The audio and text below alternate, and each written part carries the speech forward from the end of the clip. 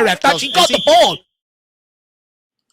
Yes, all of you lovely Spurs fans, welcome back to the Irish Hotspur and welcome back to the Champions League. We are traveling up to Norway to the Arctic Circle once again, and I think it's actually nowhere near as cold or as miserable as it might have been last time. Luckily, we're not facing them in the dead of winter or anything like that, so Spurs shouldn't really be as hindered as maybe other teams have traveling up to this BODO side. But we face them once again, and Thomas Frank has made some rotations here, and that's definitely caused some controversy with the fan base. You can already tell some people are probably more surprised about the amount of rotation that he's gone for this game, maybe ahead of the Leeds game, which you would feel like maybe is a game you could rotate in, but maybe he's seeing, I don't know, just trying to go through what Thomas Frank might be thinking. Maybe he thinks this could be an easier test for Spurs than perhaps Leeds might be, but he's gone with this lineup here. Vicario in goals. He's gone for Pedro Porro and the likes of Jed Spence at fullback, Danzo and Van de Ven. Van de Ven, by the way, captaining the side.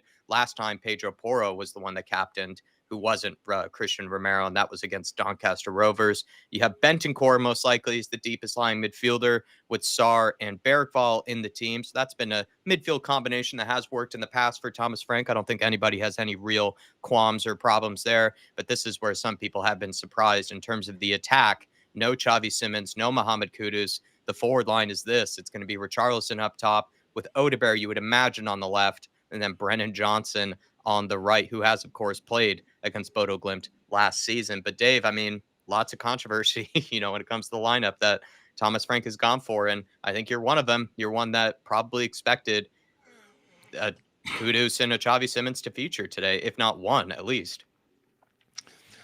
Look, I must stress, I'm not so much worried about the rotation in the back line or in terms of the midfield. I think, the players that he dips in and out of there have proven and shown that they're more than adequate and more than good enough to be able to fill in without it sort of having a detrimental effect on everything we're trying to do. Like, I can maybe understand the Destiny Udogie one. It's sort of one I said in my pre-match predicted lineup that I said, it very well could be Jed Spence, and he doesn't want to run the risk of Destiny Udogie in terms of picking up a knock here, because you are more susceptible to picking up knocks on the artificial surface. So I can understand that one.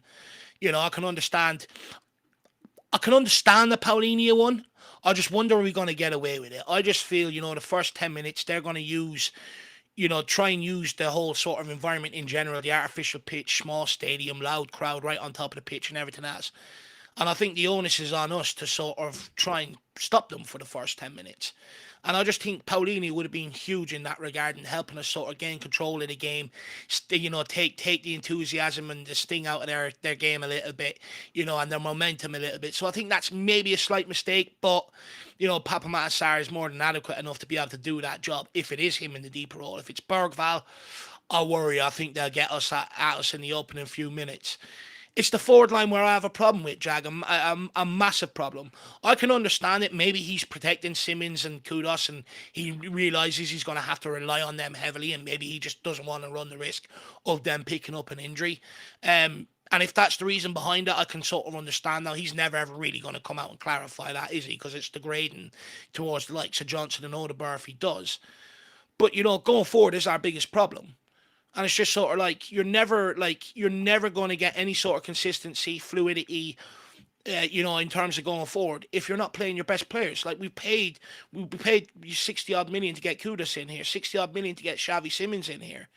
It's Champions League night. They should be playing games like this, And at the end of the day, especially when we're not good going forward, you need to be playing your best players to get some sort of rhythm and consistency. So when the bigger games come about, we have the ability to be able to carve them open. And that's my huge concern around it. And I think, just by bringing in Johnson and Odegaard alone, I think it can make this much more of a trickier evening than what it needed to be. Yeah, I think it could be a trickier evening. It's just the only thing I can think of that Thomas Frank is potentially, using today is maybe an opportunity to give, once again, guys that are on the periphery of the squad here in terms of being able to start week in, week out, Odegaard and Brennan Johnson. I think he's just giving them another opportunity to potentially show something to him, because he might already feel like he's going to have to rely on the Xavi Simons and the Mohamed Kuduses of the world more than he would like. And he doesn't maybe have as much confidence in the squad. So he's just feeling like, this is a tricky place to go.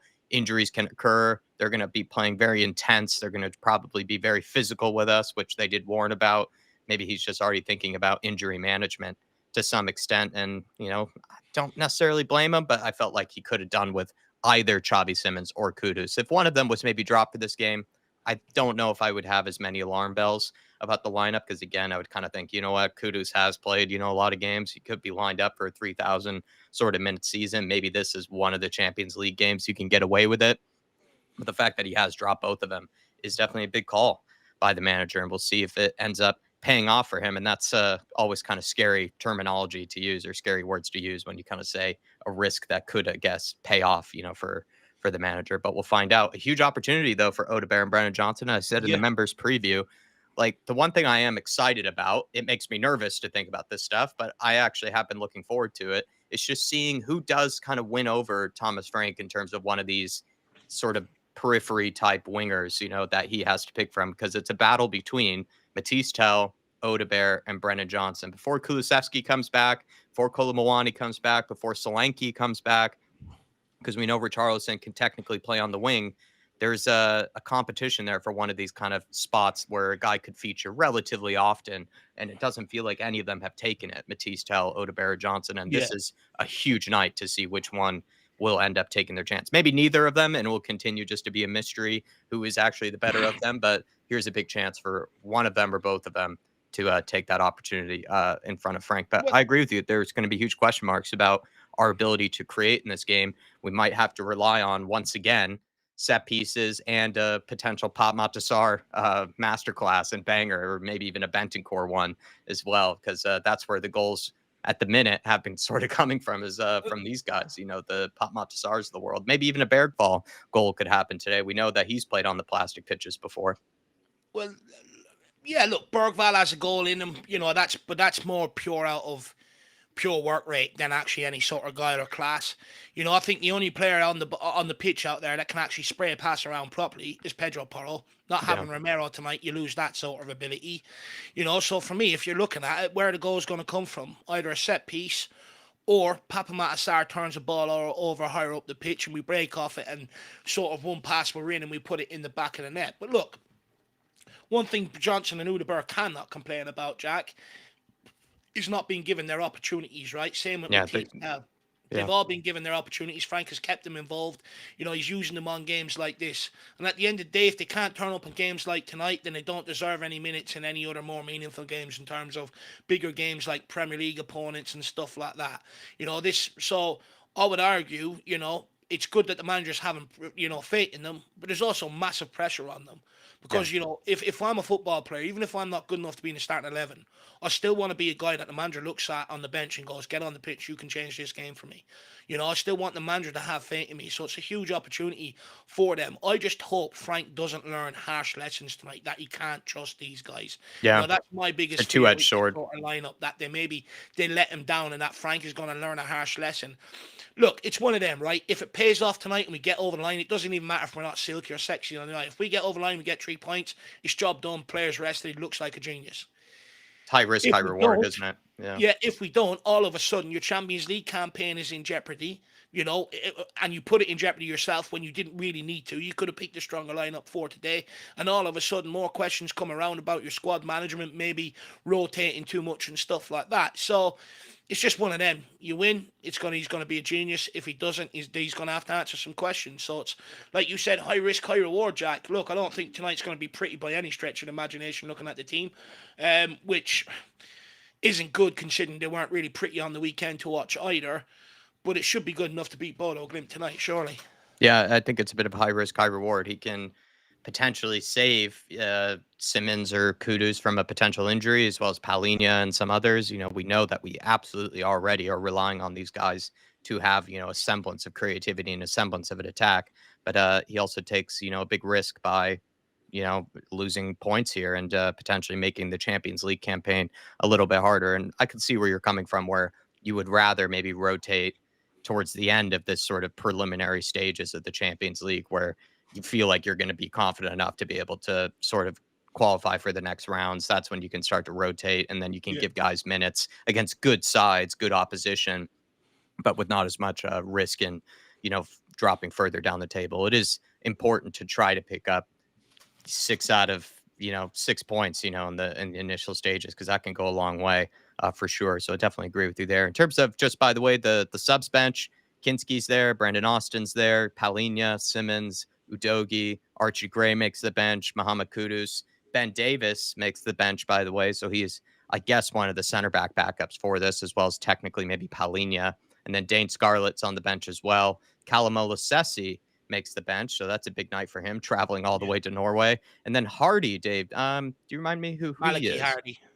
Is he a defender? Yeah, defender. Okay. So I haven't seen him on the bench, I believe, before. So maybe this is a big night for him to make that travel up to the Arctic Circle. We have plenty of people in the house with us, so do let us know your thoughts on it. I can tell a lot of people aren't that happy with the rotation, well as others, maybe giving some reason and some logic behind it. So let us know, everybody in the house.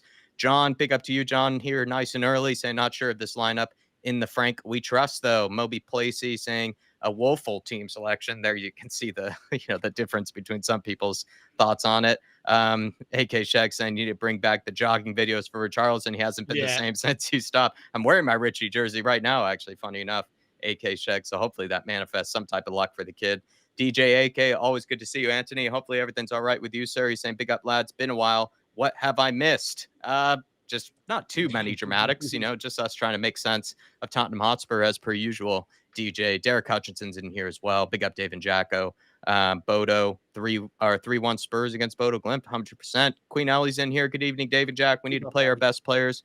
Where's the creativity coming from? It's a very poor decision to drop all three to the bench. Often Ellie and Dave, I think, in the same boat about things. AK Shag saying, I understand the concern, but I'm personally not as fussed. The squad has more than enough quality to get the job done tonight. AK Shag showing a lot of faith in the squad tonight.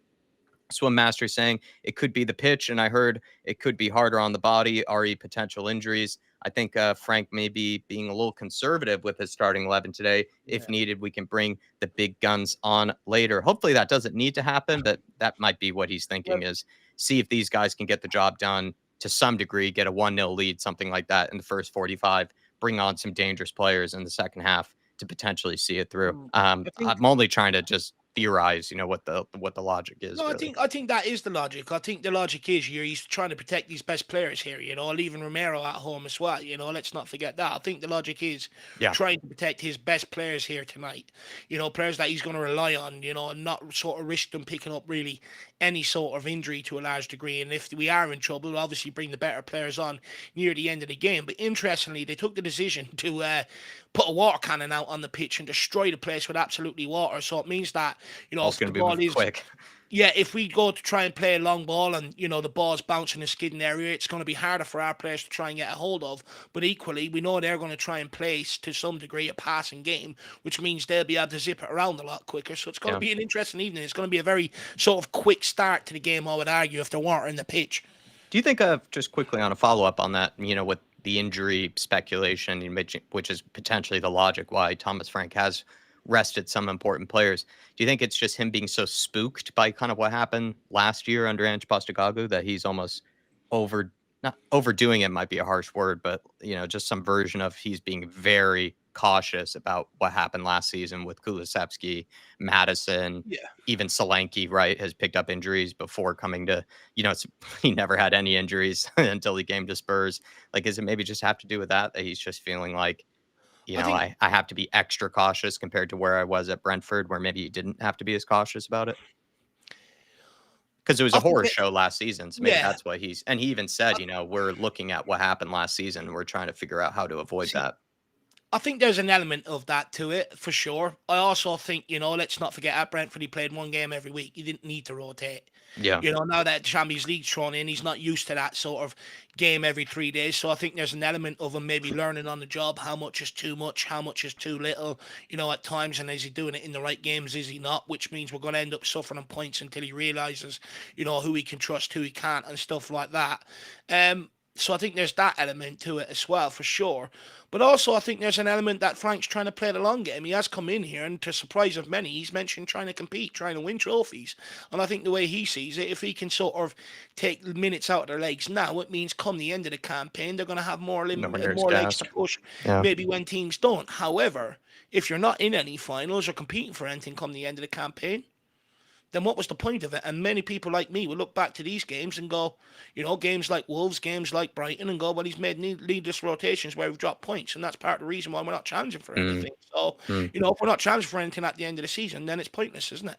Yeah, that's fair. Always some risk, always some reward. Vandal Ross, hey all, good to see you, Vandal. Hopefully everything's all right with you. Kev G's in the house as well. Big up to you, Kev. King Hoddle saying, listen, rotation is absolutely necessary for injury prevention, and we already have several already. And yes, it has to start early. You can't wait till November or December to start rotating the lineup. It's a fair comment. Future's bright, future's really white. Evening, boys. Hope you're well. Hoping my Sky Go works tonight. Reception has been terrible here in Greece. It's absolutely terrible. Nothing less than a win for me. Sorry, boys, but we need to be beating this BODO GLIMT side. I think we will win 1-2. I don't think most Spurs fans are expecting to roll them over, but I think the majority of Spurs fans are expecting a win tonight, and I think that's pretty reasonable expectations for this. I'm kind of in the same boat. I mean, I'd love to absolutely smash them 3-0, 4-0. I'm also kind of acknowledging it doesn't happen that often against this BODO GLIMT side. For whatever reason, at home, they just find a way to make life difficult, and they tend to sort of stay in games. They're a lot better at home than they are away from home. But if we can pick up something like a 2-1 win, 2-0 win, something of that sort of manner, I'll be pretty happy on the day. I'll just take results, really. I'm not one to really complain too much with a win. Robert Harvison saying, we will win, no doubt. Love the enthusiasm. Leighton Evelyn, though, my favorite happy clapper, saying, I got a bad feeling about tonight. I think Dave does as well. AK Shag saying, Dan's throw. Dave, are we going to get some Kevin Danzo long throws tonight? Yeah, I think you'll see a couple for sure. Even when Danzo's not taken them, we've seen Bergvall try a couple. I think Kudos tried a couple there at the weekend as well, didn't he? It seems to be something that we're going to consistently do. It's not sort of player specific, right? That Danzo plays and all of a sudden we do it. We're doing it in every single game. But I don't mind it. I hate this far arsing around at times. You throw it to a guy 5 yards, he passes to you, you pass it back. Sometimes I'm looking at it and going, if you do have that weapon, why wouldn't you just launch it straight into the box and put them under pressure immediately rather than flaff about with it? I understand later in games when maybe you're trying to control a game, there's a time and place for it. Yeah. But when you're trying to go and win games, I mean, just at the end of the day, the only reason why you're taking the throne is to get the game underway, to pass it so you can get it back into the box. Why not just go route one? How many times have you seen people that do just try to throw it short and then immediately they're just forced to just launch it anyways, out of that area, right? So it does kind of make sense just to try to get it into the mixer, get it into the danger areas. Davey Shire's in the house. Good to see you, Davey. As always, appreciate you being with us. He's saying this is what you can get when you don't get the players in the transfer window. And then he's saying a moaning, pessimistic fan base. Yeah, it causes fans to be frustrated. I understand you, Davey Shire. Good to have you with us, though, and hopefully everything's all right, and hopefully you enjoyed your day by the seaside. Mary W., always good to see you, Mary. Can't see us scoring many, but who knows? You never know. Never know, Mary. Iceman saying, good evening, Dave and Jack, and everyone in the chat. Come on, you Spurs. This is a new way your streams are going to look now, fellas. Well, yeah, I think we're trying it out. Hopefully you guys enjoy it. At the minute, the game hasn't gotten set off, but we have some stats to the left there. We, of course, have, the lineups, between BODO and Spurs as well. And there's going to be something on the bottom of the screen there. I'm not too sure what it even means. It's almost kind of some woke nonsense, if you ask me, but we'll be looking at the momentum of the game. Hopefully it's not too far on the BODO GLIMT side and it's more on the Spurs side of the game. But in case the stat nerds, in the world, kind of like myself, enjoy it, let me know. AK Shag saying he's only made 2 changes tonight, Xavi and Kudus, and Romero out with an injury. I kind of liked his answer on Romero. He was just very much it's cautious, it's precautionary. And then they were like, oh, is there anything going on there? And he just repeated himself. He interrupted the reporter. He's like, it's precautionary. I just thought the coldness in which he said that, I thought was very, very funny. Harmless Potato saying, love the new screen overlay or whatever you want to call it. I think that's the right way to call it, Harmless. And also appreciate your support for us. Jason Bell's in the house as well. Ian Ferguson's in here with us. Really appreciate you guys. And just a lot of conversations from people in the house about the lineups and whatnot. And I think that is the main talking points. Chunky Cheeks, good to see you, Chunky. It's been a while. Cheeks. Hopefully everything's all right with you. One of the best names. One of the best names in the business. Come on, lads. If this is the squad, if this squad can't win at BODO, then they don't belong at the club. I guess it's, to be fair to Chunky here, Dave, I mean, it's an opportunity for Thomas Frank to give these guys a test against I know BODO GLIMT, like I mentioned, they're not as great away from home, but at home, they're a tough side. And I think if, Odebear or Brandon Johnson take their opportunity tonight, it gives him something to think about. So, again, I see it kind of see it from both ends. I kind of see where you're coming from for sure. It'd be better to go with the strong side, pick up the 3 points here, give yourself that confidence that you will qualify for the next rounds. But also, like, he's getting used to this squad and who he can trust and who he can't. And this is one of those games that he's decided to take that risk, I guess. And No, Chunky is saying, like, if Brennan Johnson puts in a stinker tonight, it's more confirmation for plenty of people like myself who are not sure about, his quality. And same thing for people who might not like Odebear or players like that as well. look, when it comes to Bodo, right? Yeah, we should be beating them on paper, 100%. But as we know, and we learned last weekend against Wolves, football is not played on paper. Nothing's guaranteed. You know, Yeah. we often turn up to these games where it's not so much glitz and glamour about it. You don't have all the interviews and the build-up and stuff like that they usually get for big games. You know, sometimes they can go in there and start slow. And if we do end up starting slow today, we will be caught cold. You know, they have a guy that can get at Pedro Porro. He's their best attacking player. If he gets at Pedro Porro and Porro's looks a bit nervy, you know, a bit rattled from the start, he's going to get joy. If Brendan Johnson, he's one that usually takes a while to get into games.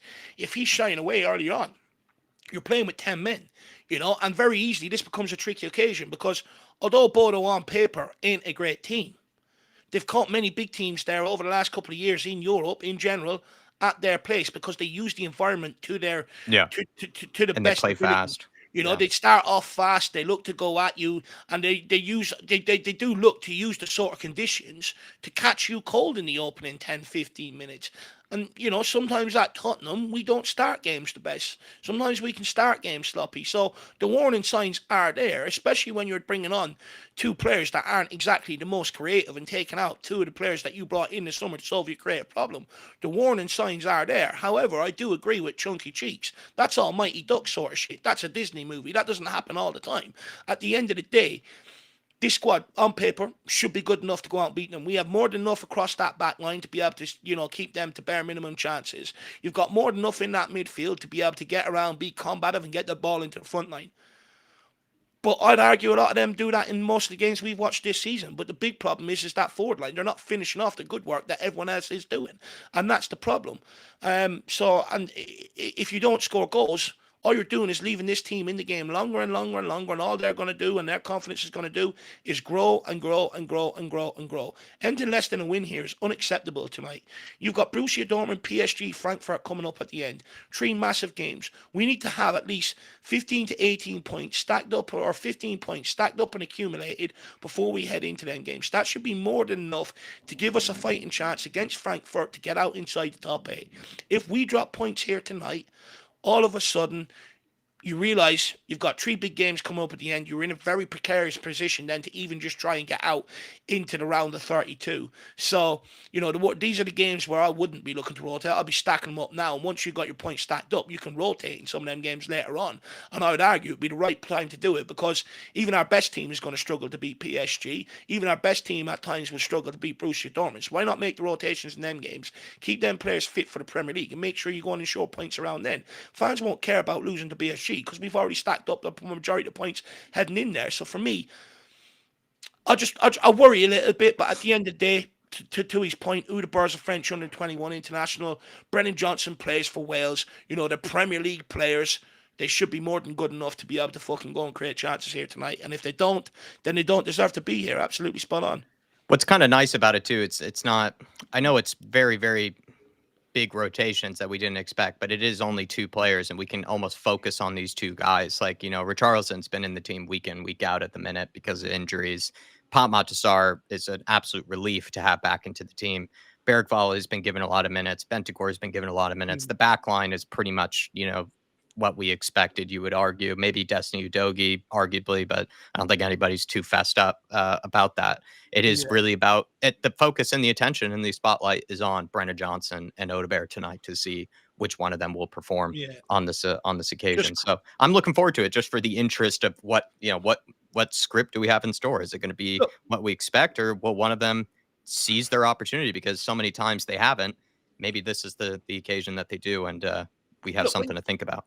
When you look at someone like Wilson Odebear, right? he does what you want a winger to do. He gets on the ball, gets turn, drives at his player. Eventually, if you keep doing the right things, the end product will come. So you're hoping tonight is the night.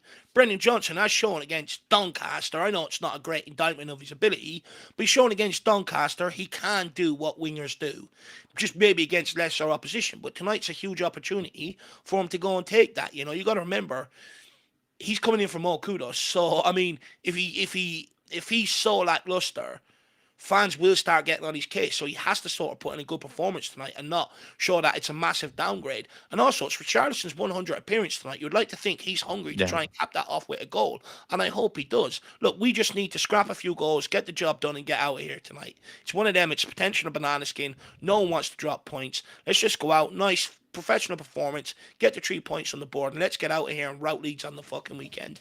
Yeah, 100%. They're the boys out there getting in the beautiful. I love that black warm-up jacket, and we're going to be in the away kits tonight. So I'm really looking forward to this. Yeah, really appreciate all you guys out there as well picking us for your watch along destination today. Please get your score predictions in the chat and let me know how you think the game is going to go. Also, guys, if you do like this new look, we tried to cover all the bases. We're going to have the league table there. We're going to also have the stats, lineups, everything else. So you shouldn't need to go anywhere for all of this stuff. You can factor all this stats and everything else into your analysis. Enjoy your game day with us, but purely for the effort that Jack put in late last night for these graphics. Please run them likes up. All right, just give me a sec.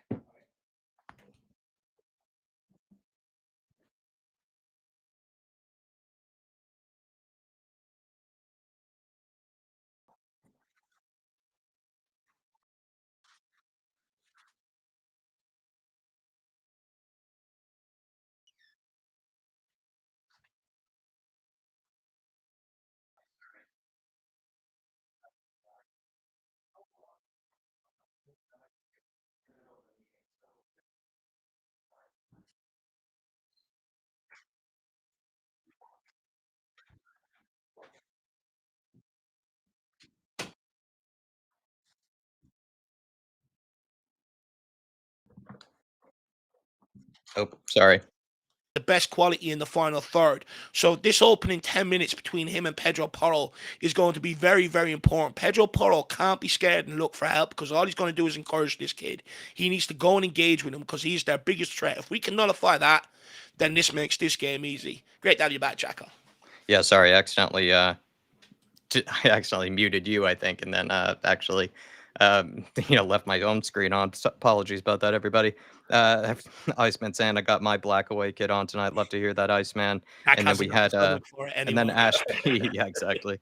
Ash P. I've already quit. Ash P. member for 22 months. Fan show member saying no Romero might be good for those long throw-ins. Would love to have Romero tonight. Let me know. Do you maybe get what Ash P is saying?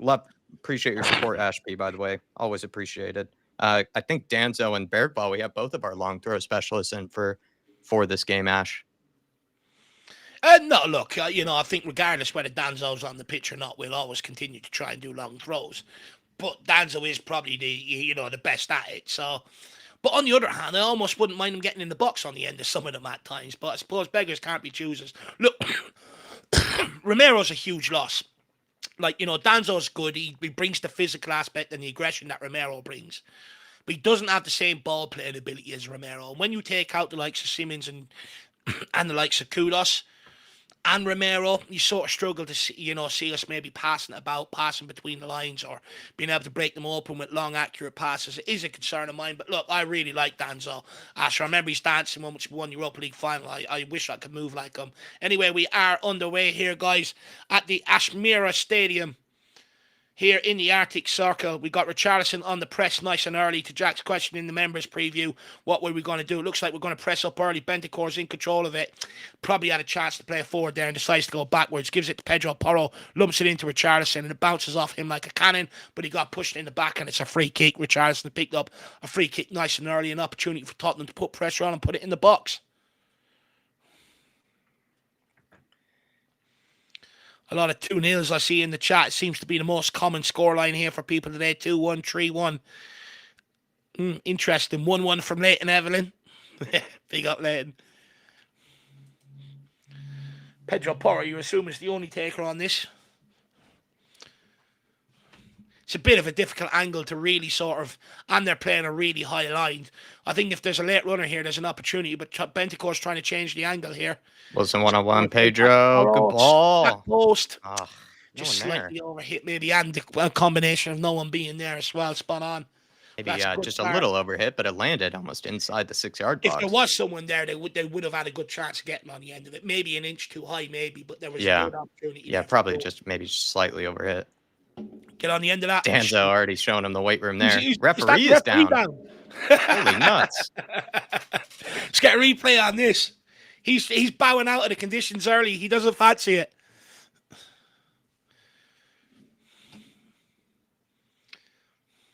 Referee's tapping out. Oh, Bergvall. Lucas. Blindsided the ref, look. Both had eyes on the ball. Ah, brilliant. Well done, Lucas Bergvall. He's going to pay for that. Tottenham with the nice press on here. They're already forcing Bodo into a few risky passes around the back. Back to their goalkeeper. Oh, it's cheeky play, that.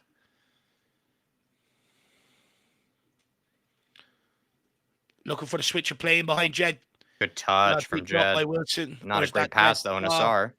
Well done, Jed. He had maybe an opportunity to go to Wilson. Well done, Sar. Moves it on to Danzo. Danzo moved that quicker to Porro. It's on. Van der Ven. Moves it on to Jedi. Jedi getting forward. Tries to do a 1-2 with Wilson Odeberg. Doesn't really come off. Bodo picking up the loose ball. Put it in behind Van der Ven. Down Van der Ven. Van der Ven, of course, has the recovery pace to get back. Wilson gets skinned. Way too easy that against Wilson Odeberg. Pedro, deal with it. Head deals with it. Good well ball done. back. Carry off. Good composure there from Pedro. Good shout probably from Vicario. Says, I like the colour of Vic's outfit. The purple. Tyler says, we're ahead of you. That's a rare occurrence. Yeah, I'm having trouble with the timer. We are on 3:30. But the clock says 3:15. I'm trying my best, but it's impossible to set it up. All right, it's 15 seconds. I'll be all right. It's only the stats that are 15 seconds behind. We can deal with that. They look good, though, guys, and they will be factual. They're not made up. Don't worry about that. Ball out to Porro. Tries to go first time into Bergvall. It's nowhere near accurate. Haug picks up the ball. Runs at Pedro. Porro destroys him first time. Plays it inside. Oh, don't let him shoot. He cracks it. Oh, Vicario does well to punch it over the bar. Porro's got to deal with this Haug guy. I told you, guys, he's tricky. He's good. He's direct. It's not good enough from Pedro Porro. Too easy there. Tottenham playing a lot of safe passes earlier on as well. Maybe playing themselves into trouble. Jeez, he catches that one well. That was moving everywhere. Nearly knocked Vicario over that. Leighton says, could have caught that. That was the narrative from the weekend anyway. Which I sort of maybe looking back on that. Maybe there's a bit more to it. Bodo with the in-swinger. So it's bouncing around there like no tomorrow. Bentancur picks it up. It's good out. It's just a little too heavy for Odeberg. That's a foul, though. Oh, my lord, ref. That's a bit weak there from Wilson. It's shoulder to shoulder. If only that was played just a little bit further ahead of him. He could have been on the break. It was played kind of behind him. Yeah. If it was, yeah, you're right. If it was ahead of him. We had a break there, I think. Break. But this is the problem with Tottenham. It's just always them passes on the pass you need to sort of get you going. They fucking let you down. Bodo knocking it around here, trying to use the enthusiasm of the crowd here in the first opening 5 to 10 minutes. Good press from Jed Spence. Now Odeberg, get on the press, show some enthusiasm. There you go, Rich. Block off the pass. Well done. Forces the keeper long. Can we repeat this up? Well done, Jed Spence. Odeberg flicks it on. Lovely flick. Lovely flick. Is this Pop Montasar here? Showing the strength. Pop Montasar just shoved that guy over. That'll do. Nice little flick. Looking good in that kit. Justin Cochran there. Loves a little iPad, Justin Cochran and Thomas Frank. Here we go, long throws. Danzo on it? No, Danzo's in the box, is he? Oh, yeah, it's Bergvall. Get the big Bergwall's Danzo on a into the long mixer. throw. Come on, Lucas. Deliver that. It's not a great throw. Nah, not as far as you would like. Very flat as well, that. Oh, no, it's in trouble. That's poor. Well done. Jed. Well done. They're all offside, are they? Oh, well done. Yeah, they're all offside, for fuck's sake. Probably just wasn't a good throw in to begin with. No, it was very, very flat, wasn't it? Yeah, look at them. They're all Have you seen offside. that guy Coyote for Brentford? He's like throwing it into the goal. Yeah, I know. Yeah, it's madness. Tottenham look at the press again. Richie forced the keeper long. Let's turn this over. Well done, Porro. Shit pass, though. Jesus Christ. And they're getting the ball to Haig. He's going to run at Pedro Porro here again. Plays it in behind. There's a gap here. Danzo does well to get out and close it down.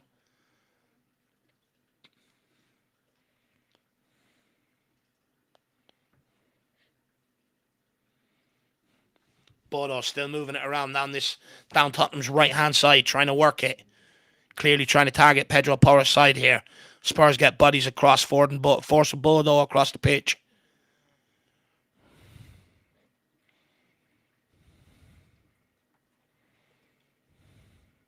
Spurs with every man behind the ball right now, making ourselves difficult to break down. Keep trying to come down Porro's side. Spurs keeping bodies across.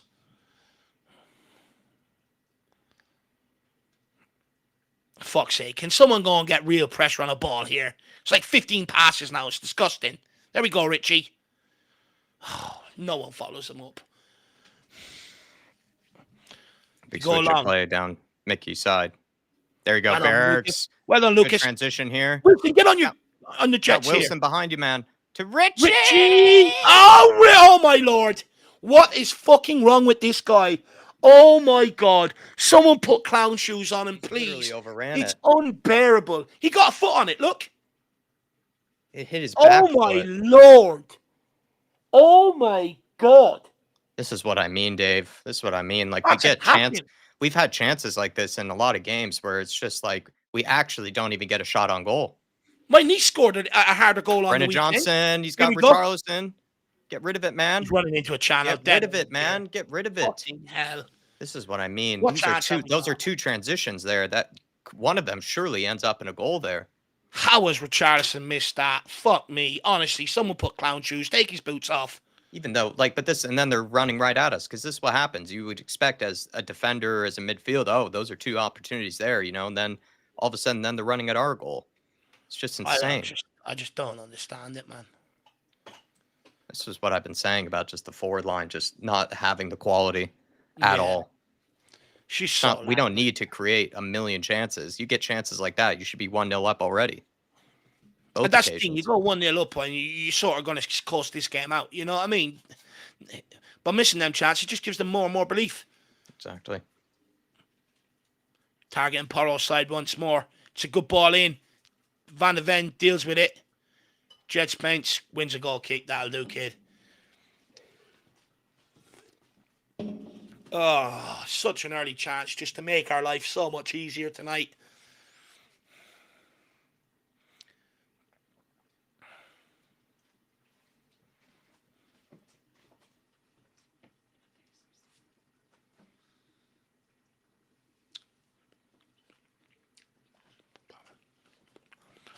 Van de Ven taking a kick out. What the fuck?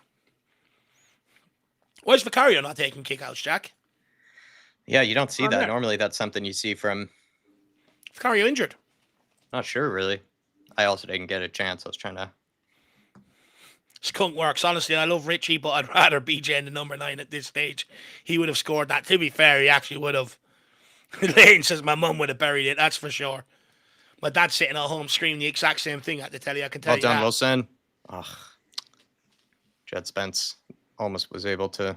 And it was great play by Bergwall, by the way, robbing the ball in the midfield, driving forward outside of the boot ball. Well said. Well pointed out. It's easy to forget that in the midst of rage from Richarlison.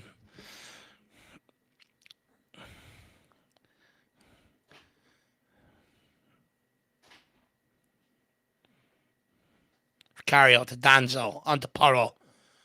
Porro goes long. Tries to hit Bergvall. Johnson picks up the second ball. Well done. Back to Porro. Back to Johnson. Of course he does. He's just immediately, his head went backwards. He doesn't even look forward, though, Jack. He doesn't even look forward. No, immediately he looked to go backwards. Van de Ven. Jedi. Wilson, good movement. Now what can he do? Nothing. He's running into the track, and he's not strong enough to hold that. Don't you dare lose it. Van de Ven onto Vicario. Yeah, nothing crazy, Vic. Danzo. Oh, they're looking for him to run it. Well done. Bergvall. Porro, that pass is never on. Just go down the line. Being too clever there. Out wide to Mickey. Well done. We go. Into Jedi. A little space now. and time here. Sar's got to drop deep, I think, for him there. Mickey into Bergvall. Can he win this? Yes, he does. Well done. And Richarlison nowhere to be close to it. Well done, Sar. Unlucky. Oh, the one they're playing through the lines here. Well done, Lucas. Good tracking back. Bentacore's got to get onto that. Oh, offside. Offside, we'll have that. We need that flick on right there from Bergvall. Like, that's like, yeah. Richarlison's dropping deep for it. And I don't know why, because he's not the one that's being played to. Like, you should be there for, it's just, I don't know. Richarlison in recent games, and this is a guy, I like Richarlison, but he just baffles me sometimes, just recently. Just what is he doing? Just offering nothing at the minute. Ball switched out to Pedro Porro's side here.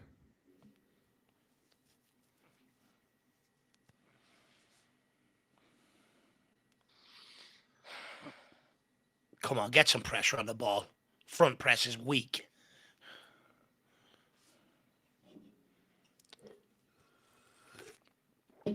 Oh, no. They're in here.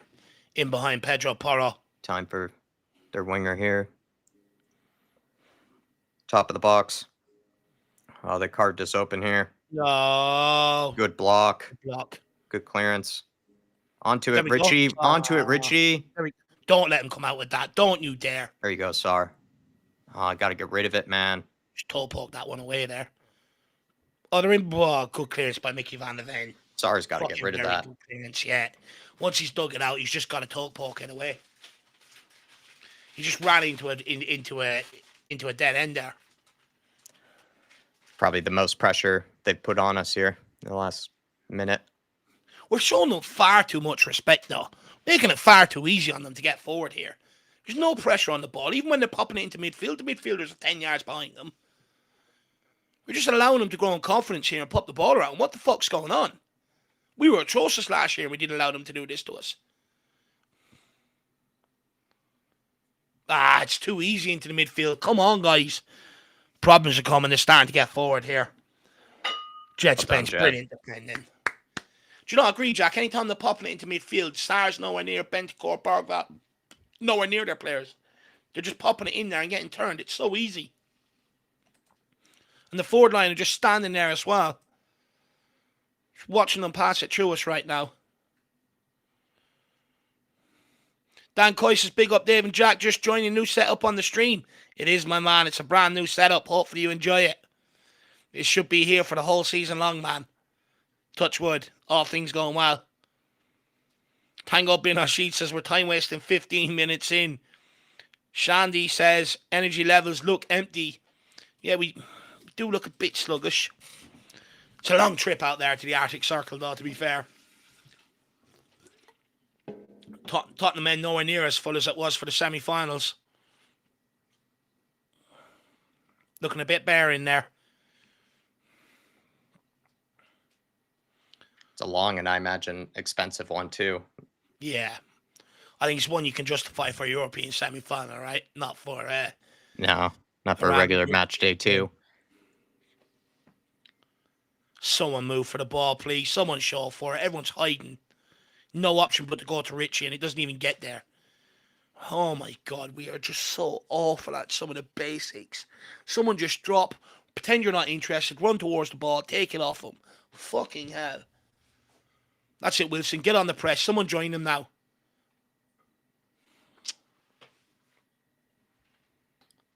Yeah, the target. Just feels like players are just a step or two behind a lot of the times in the pressing. They're just reacting instead of sort of being proactive in the pressing. Very reactive at times. And we're letting them deeper and deeper into our half here. Yeah, we're just dropping off them more and more and more deeper. You're absolutely spot on. They're going to get a ball into the box here. It's not a bad one. It's a fake. It's a touchdown. Oh, we got lucky there. Oh, the warning signs are there. The warning signs are there. If we don't fucking tighten up, start getting into this game, start fancying it a little bit more, the warning signs are there. Got another shot. It's deflected. Richardson, you got to hold that. Oh, my God. Did he not even get a touch on to it there? He doesn't even know where the ball is. He's doing this, looking for it. Fucking hell. It's not good enough from Tottenham this so far. Up in 16 minutes have been shit. Watching a team from fucking Norway pass us off the pitch. Or Denmark, wherever it is. Don't even care at this point. You had it right the first time. I'm just so angry. I'm getting confused now, Jack. It's just shit so far. Watching them play us off the park the opening 17 minutes. I mean, to be fair, we should be 1-0 up. We should be, but we can't even get near them. Bar that one chance, we've created absolutely nothing. We've barely had a touch of the ball. When we're in possession, we can't string 4 passes together. And they're just fucking stringing passes around for sport. That's it. That's more like it, Johnson. Does he win it? Well done. Bit of endeavour. Right, someone look for this off Porro now. Someone make a run. Goes backward to Danzo. Danzo moves it on to Van de Ven. Back to Danzo. See Bentancur. You got Bentancur right in the middle there, man. He's got his hand out looking for it. Back to Vicario. Why are we going back to Vic there? Vicario. Oh, my God. Literally no one. Why did Danzo not give it to Bentancur there? He's literally got time and space. I don't know.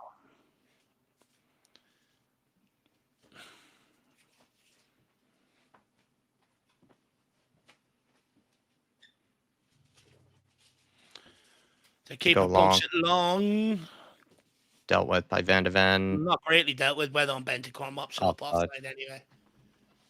Come on, Spurs. Let's liven it up here now. C4, once again, we need to make it to the first half and rely on stamina again. Nomad says Johnson's just watching. Stevie Fraser, why are you surprised they have such a dead starting 11? I'm not surprised. I'm just pissed off, Stevie. I could see it coming. I said it to Jack. You know, Jack sort of said to me, what made you get out the wrong side of the bed today coming into the watch-along? I just didn't fancy the lineup when I saw it, that's all. But look, it should be good enough and still should be good enough to nick a result here regardless. It's just the opening 15 minutes or 18 minutes don't exactly fill me with much confidence. Good, but Porro, you got to get out there. Get out there and engage, Porro. Yeah, it just gives him so much space. Well done, we're lucky he didn't choose to shoot. Closing down. I think he's right-footed. Lucky he didn't choose to shoot there. Pull the peg. He must not trust his left foot. Yeah.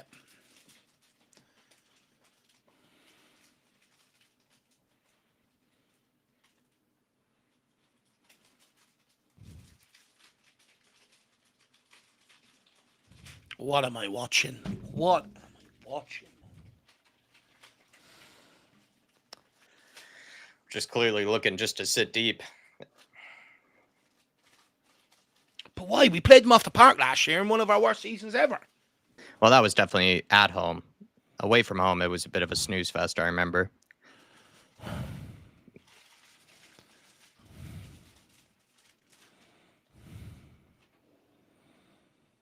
Boss, please, someone get close to the football. Like, we're just doing a single press. Like, when Bergvall goes, someone else needs to go.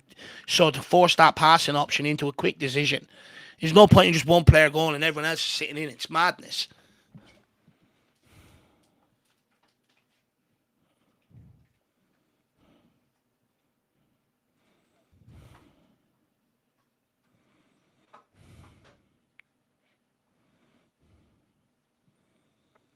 Good pressure. God, Van de Ven.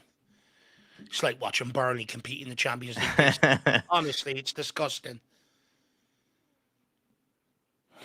Ribsy says because the away fans aren't singing the Bilbao song. Leighton Evelyn says no flair. Can't even touch the ball to even show any flair, man.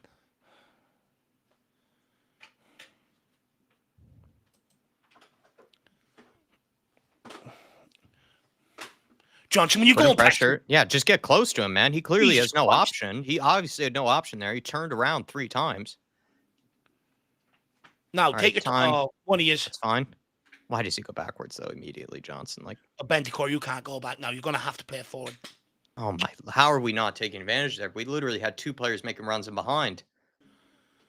Oh, my Lord. You can see what's coming, can't you, Jack? When we're doing shit like this, you can see what's Even there, like, Johnson, he immediately looks to play backwards to Bentancur and have Bentancur do all the work, and then Bentancur goes backwards because it's just... And then Danzo plays backwards and puts out for a throw-in. You can't write it. But we had Richarlison and Odebear making 2 runs off the ball. I know.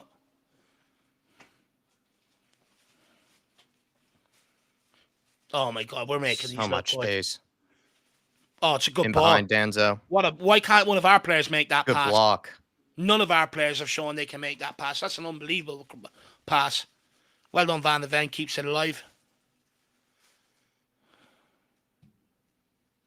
Bentancur onto Johnson. Oh, my God.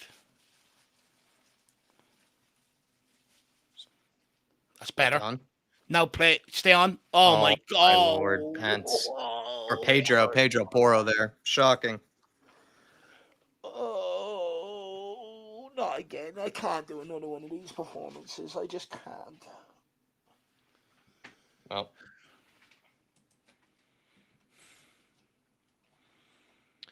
Edward says, what we saying about 11 men behind the ball against Bodo? Embarrassing, in my opinion. Look, I don't disagree with you, to be honest with you, Eddie. This is an awful watch. You know, we can't get close to them, and every time they're passing it around, we are just dropping deeper and deeper and deeper. We are showing them far too much respect. And my concerns came in when Thomas Frank said yesterday, we've huge respect for BODO GLIMT. I mean, we're Tottenham fucking Hotspur in the Premier League. They're probably not even Norway's best team. I mean, Jesus Christ, what are we watching here? And in possession, we're incompetent.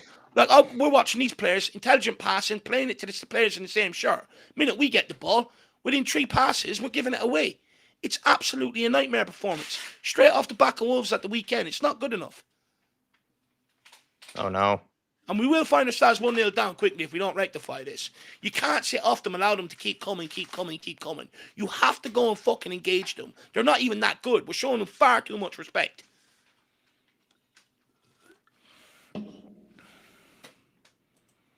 Big up, though, Eddie. Really appreciate support. Ed M says it's like watching League 3 or League, whatever. League 2 team. Gary Smith says we're bloody hanging on. We're just sort of jogging around, really. Like, we're not engaging. We're not really moving to sort of close anything down. We're just looking to sit. Honestly, we're just waiting to be picked off, waiting to get playing at like 50% effort, it looks like. We're just waiting to go 1-0 down. We're just waiting. It's only a matter of time when we keep making mistakes we're making.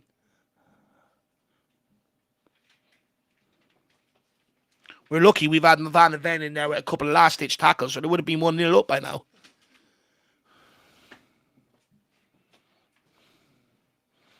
Wilson Odebear, you're not even helping Jed Spence there. I swear to God, pull your fucking fist out your fucking ass and move.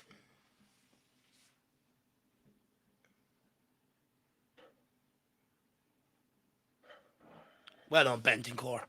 Now, Vicario, slow it down. Let's at least keep possession for 5 passes, please. There's 1. Porro. You got time. Give it to Bence. Back to Danzo. There's 2. Back to Vicario. 3. Out to Spence. 4. Jesus Christ. Van de Ven. 5. And we're going to pop this long.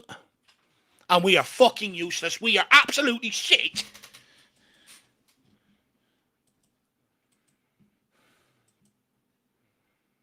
Just score already and put me out my bloody misery. It's coming. You can sense it. All right, come on.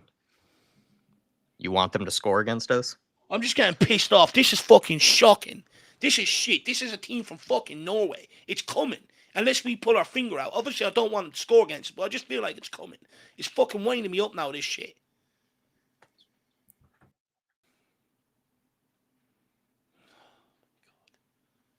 Well done. Benticore with the block there.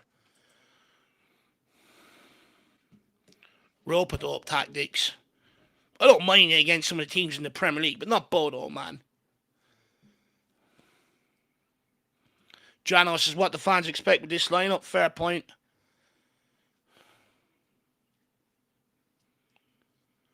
Defense structure not good. We're hanging on at the minute. Van de Ven has made some important clearances. Well done, Wilson. Don't take too much now, kid. On to Bergval. Bergval, Johnson's looking for it. Bergval's moving forward. Probably should have played Johnson earlier there. On to Bentancur. That's it. Let's keep some possession in their half now. Van de Ven. On to Spence.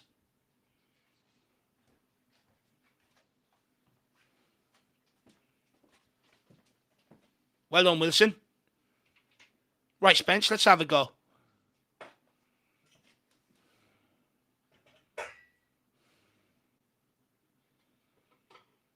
Ref. Where's the... Thank you, ref.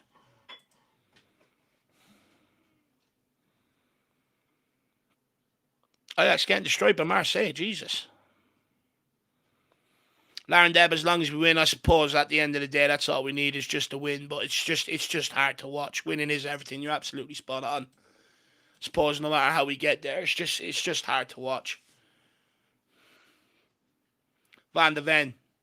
Good ball in the middle to Danzo. Now can he get this switch to Porro? He does. That's a good switch of play. Porro's in acres of space here now. What can he do? He's looking to swing that.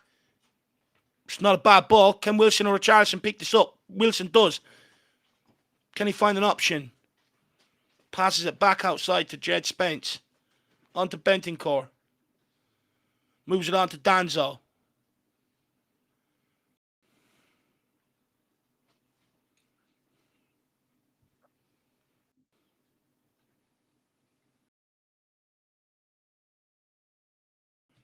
Wilson. Have a go at him. There we go, kid. Face him up. Back to Spence. Can someone deliver this? Spence does. It's an underwhelming cross. Can we recycle this? Well done, Rodrigo. Good touch.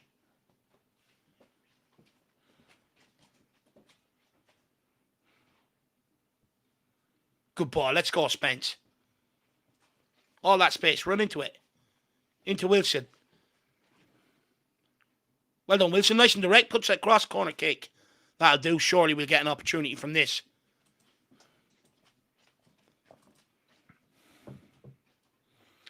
AK Shags, we're growing into the game. Starting to. Let's not get overconfident. It's only one move. Gary Smith says, be brave, Spurs, please.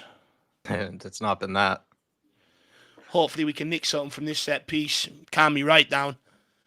It's just as long as this stays 0-0 and they keep coming at us, it's going to be a problem. We just score, we'll kill their momentum. Come on, Danzo. There's a goal here for you today, lad.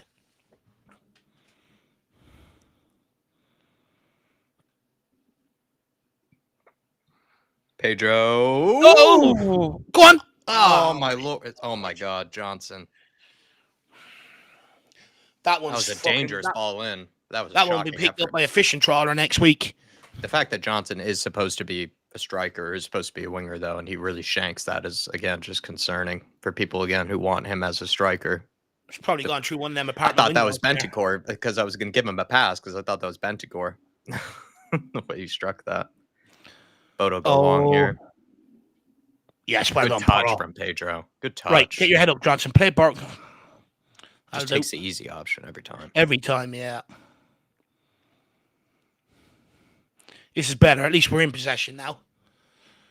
What can we do here now? Someone's got to move for him, though. Bergvall dropped deep for him.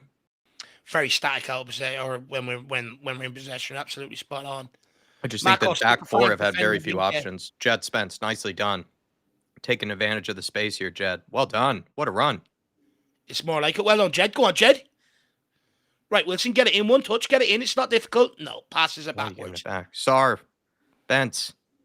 Lovely stuff. Lovely feet. Can you do what you're supposed to do 2 minutes ago and put it in the box? No? No. Maybe we're looking to have our own possession, I guess. But if it ends up coming about nothing, then Let's see what you got. Pedro, he It's just not bad panics. delivery. Oh, wasn't a bad delivery. Fair play to Bergvall. He went and sort of chased that down there. Nearly got a bit of joy out of it.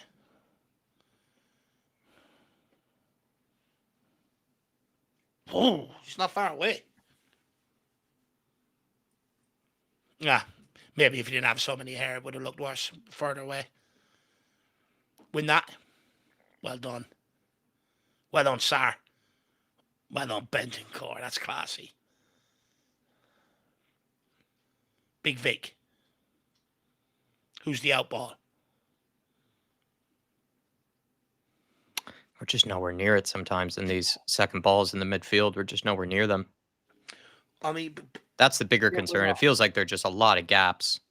But why are we even pumping the ball to Brennan Johnson? You know what I mean? How's he even the out option? Is he given a penalty? Looks like it. Oh, no. Or is that a free kick? No, it looks like he's given the penalty here. Hey, Bentoncourt went diving in. Yeah. It's reckless from Bentoncourt. Fucking hell. Come on, Vicario. This is your chance to redeem yourself from the last couple of games.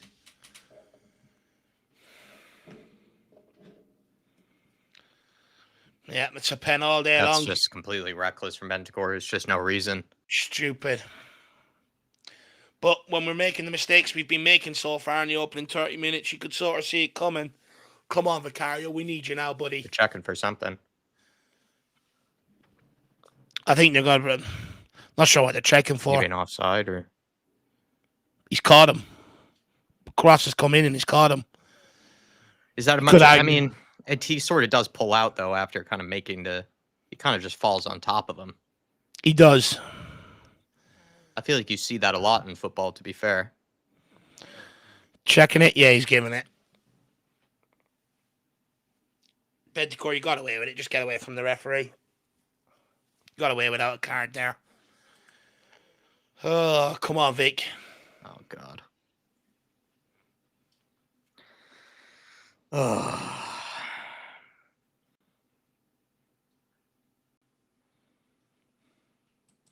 It's just stupid and rash from Bentoncourt. Just doesn't really need to dive in. No, it's just a mo. Like, it's not even a great cross into the box. He hasn't even... It wasn't really that dangerous, it felt like, too. No. I don't think there was really anyone in the box. Exactly. There wasn't even any initial danger off the guy crossing the ball. It's like, you don't need to make that challenge. He was sort of just saving it from going out of play. Come on, Vicario. This guy looks like he has a miss in him. Fucking big guy, that number 9. It just came out of nowhere, too, especially after we just had possession as well. Just came out of nowhere. Come on, Vicario. That referee's moving around that player an awful lot. Hopefully he's putting him off. He is not, and he's bouncing around. Come on, Vicario. He's put him off. He's done half your job. Hey! Dave, I knew he looked good. Dave, you fucking called it. That's hilarious. Referee put him off and everything. Away with that one. Oh my God, we got away. What's kind of sickening about that, though? What's kind of sickening about that is that BODO GLIMT have been putting the pressure on us. But if that was the way for us to concede, that would have been bad because you're just then giving them a freebie. Right? I do get what you're saying in terms of like the run of play over the last couple of minutes against the run of play. But no, I don't mean that. I'm saying it's been mostly BODO GLIMT. I'm saying if that would be the way to concede to them, while we've kind of given them all this possession, that would have been like almost 10 times worse because it's like you're letting them sort of boss you around the park, but then you also then give away a stupid penalty, and it's just like it's just almost makes the whole occasion worse, really. No, or at least make them earn their own goal, really. No, absolutely spot on. We need to take that now as a warning sign. Pull their fingers out, and realize they got away with one there, and now fucking go at them. Go and win this game of football. You absolutely called that, though. I could just see it. I just seen him shaping up. It looked like he had a miss in him. And then once the referee's bouncing around him, because as a player taking a penalty, you don't want any distractions. That's why you're starting to see players hold the ball now. And then once all the furore is over and done with, you see the real penalty taker step up and take the ball now. Because no one wants them distractions. The referee bouncing around right behind them. I would have been going mad at him. Bit like Bruno Fernandes at Fulham there in one of the opening games of the season, remember? And he started blaming the referee. Well done. Derek Hutchinson with a hilarious comment saying Spurs should absolutely sign the striker.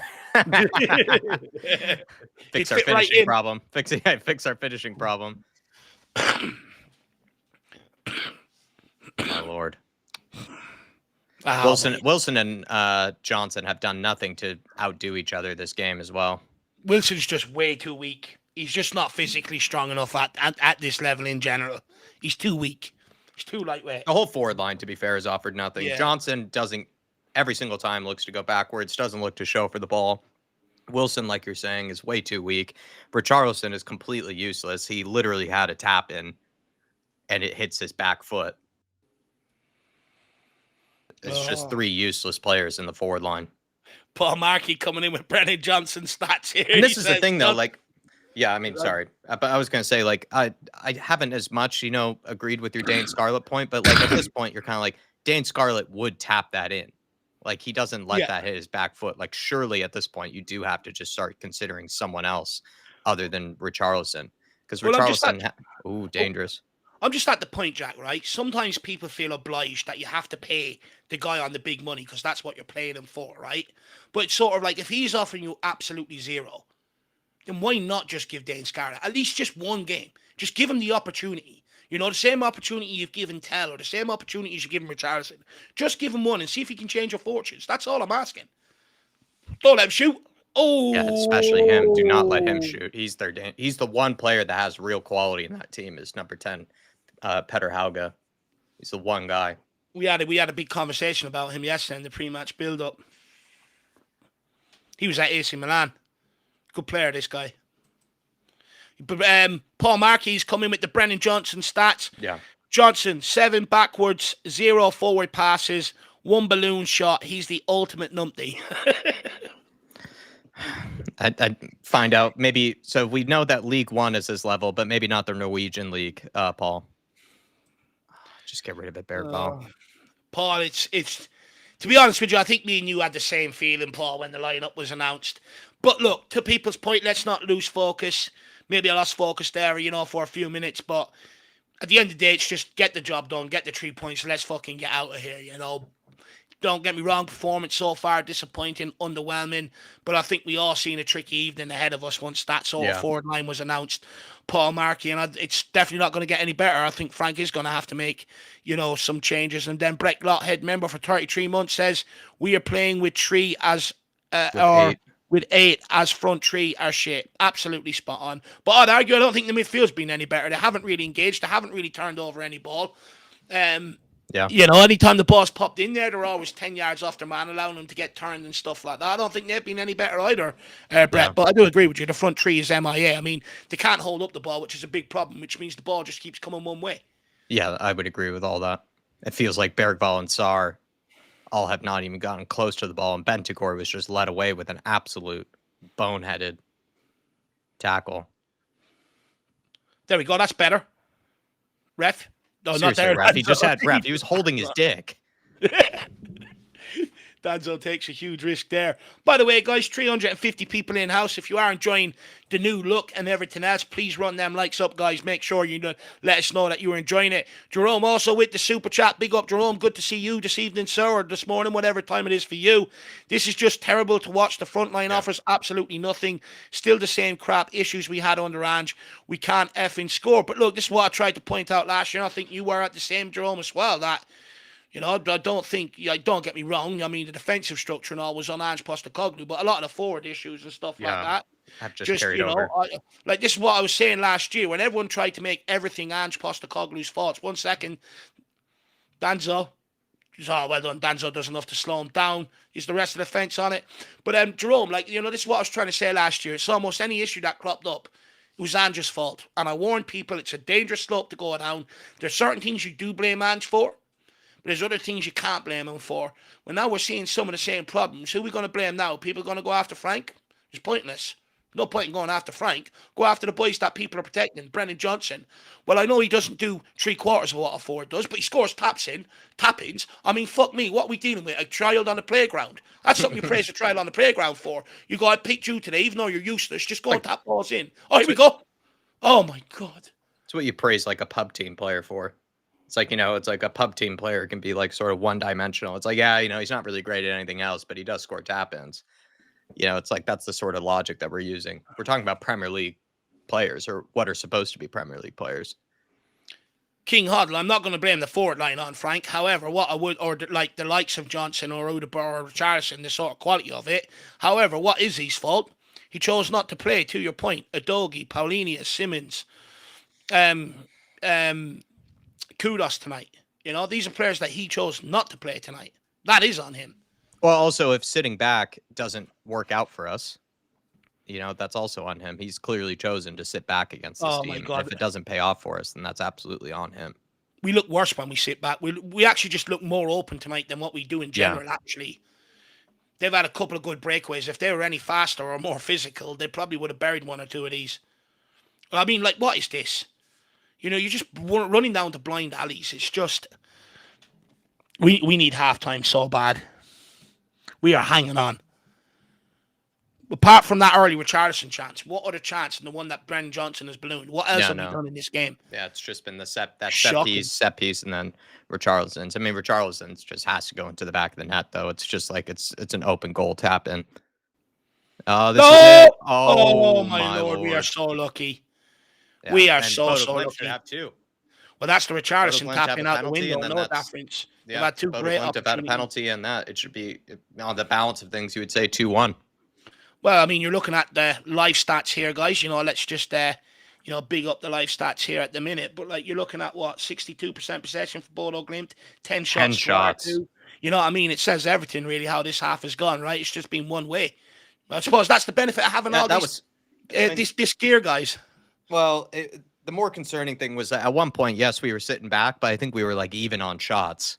So it's just kind of like, you're giving them a lot of possession, but maybe not giving them a lot of shooting. See what I mean? They're so rookie. One bit of pressure there. See that? One bit of pressure, and we're sitting off this shit. Yeah, seriously. Well done. Oh, come on. Time, Lucas. Get it back to him. Good. Let's go, Pappy. On. Come on, Pappy. Have it. Pappy! Oh, no, underwhelming. Doesn't really connect with it. On your left foot, maybe. That's a bit of a wrist. I feel like on your Look, left foot. It boosts our stats. It goes down as 3 shots now. Yeah, seriously. But yeah, that was like, maybe the one solace you would have taken is like, well, give them a lot of possession, but if they're not getting a lot of shots off, then in a way it's just kind of a cagey affair. But the fact that they are on 10 shots is just extremely worrying. It's extremely worrying. The thing is as well, if we do get over the line tonight, right, I know some Spurs fans will be happy and go, job done, it's all that matters. But the perception doesn't look good. You know what I mean? And it's still papering over the cracks in terms of how dull the forward line is and stuff like that. And it's just like, no one's looking at us here tonight and go, oh, we're going to fear Tottenham Hotspur. And these are games that you use to make people fear you. And we don't do that. Yeah, it's the same shit performance that is carried over from Wolves, says Alvarez Fasari. Completely agree. Stevie Frazier saying shit housing a win doesn't make it okay. No, it's just too... Like, again, like if there was some sort of idea... defense, we don't really, I mean, we're sitting back, but it doesn't really seem to be working. And then also in transition, we've been terrible, Stevie. Oh my. We have no idea what we're doing when we win the ball back. That's like the really worrying thing, is that if you are going to sit off them, the moment you win the ball back, clearly you're looking then to hit them hard on the counter, on the transition, and we can't even do that. So then we're just, in a sense, just waiting just to lose. But this is where I do ask questions of Thomas Frank. What is the idea when we do get possession? What way are we looking to attack? You know what I mean? Even if we don't look like a forest or anything. From last even season. If the players are shit, right? You can still see areas we're trying to target, what we're trying to do. We can't. Oh no, well done, Bentancur. Good interception there. He's been shit, but he's also had a few crucial interceptions. It's just like, that's like, I thought this guy was supposed to be this world-famous coach, world-famous tactician. I'm not being funny, but, going forward, I don't see any resemblance of what we're actually trying to do to rip teams open. Yeah. Even if your players are shit, you should still see what we're trying to do. At the moment, it just looks like they're making it up as they go along. Oh, shoot.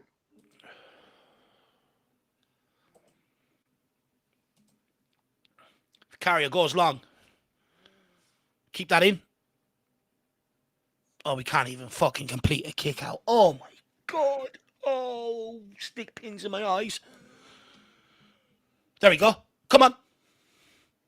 Tight footwork, ref. Blow that whistle. Let's get it in the box. Fuck this. Put it in the box. Route 1. Spring Allardyce in. Can we shithouse the set piece goal? Oh, lad. I'll take it. I'll bloody take it.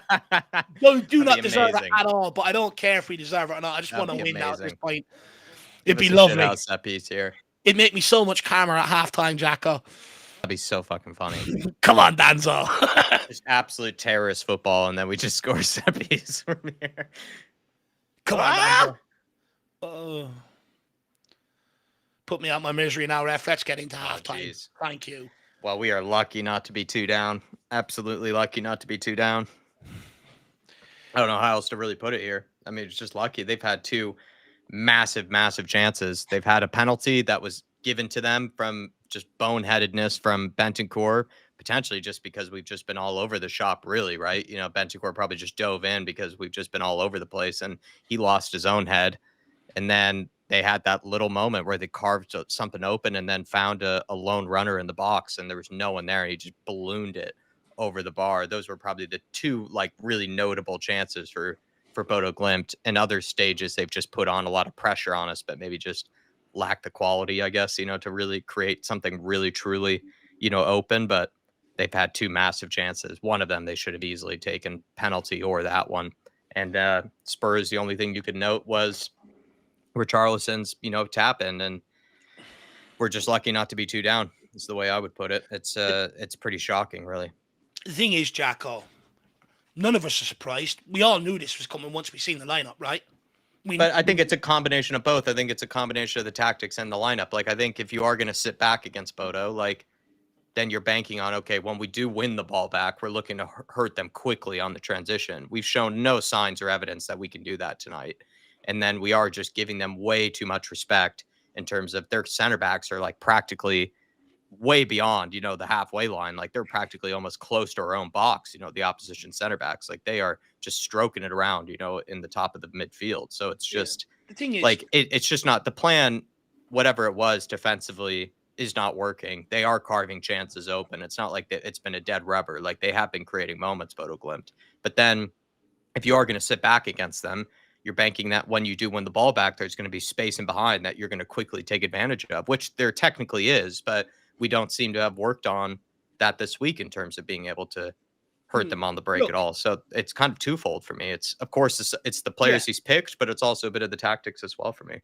No, look, 100%. I think the problem is twofold. I think you're spot on. I think when I seen the lineup, I instantly turned sort of negative, you know, because I just sort of expected this. I knew as soon as I seen the lineup, it's going to be a very tricky evening. And the reason why is because I knew that forward line wouldn't be able to hold on the ball. I knew they wouldn't create anything, which then means the ball's just coming one way. And anytime we do get the ball, we're just making silly errors. We keep giving it away. I'm sorry, but there's no excuse for this. First of all, Frank has showed BODO GLIMT far too much respect. Why are we sitting off them the way we are? And to your point, the more we sit off them, the more we're just dropping deeper and deeper and deeper. And we're just allowing them to play around the edge of our box, put balls in the box, pass it around, take shots.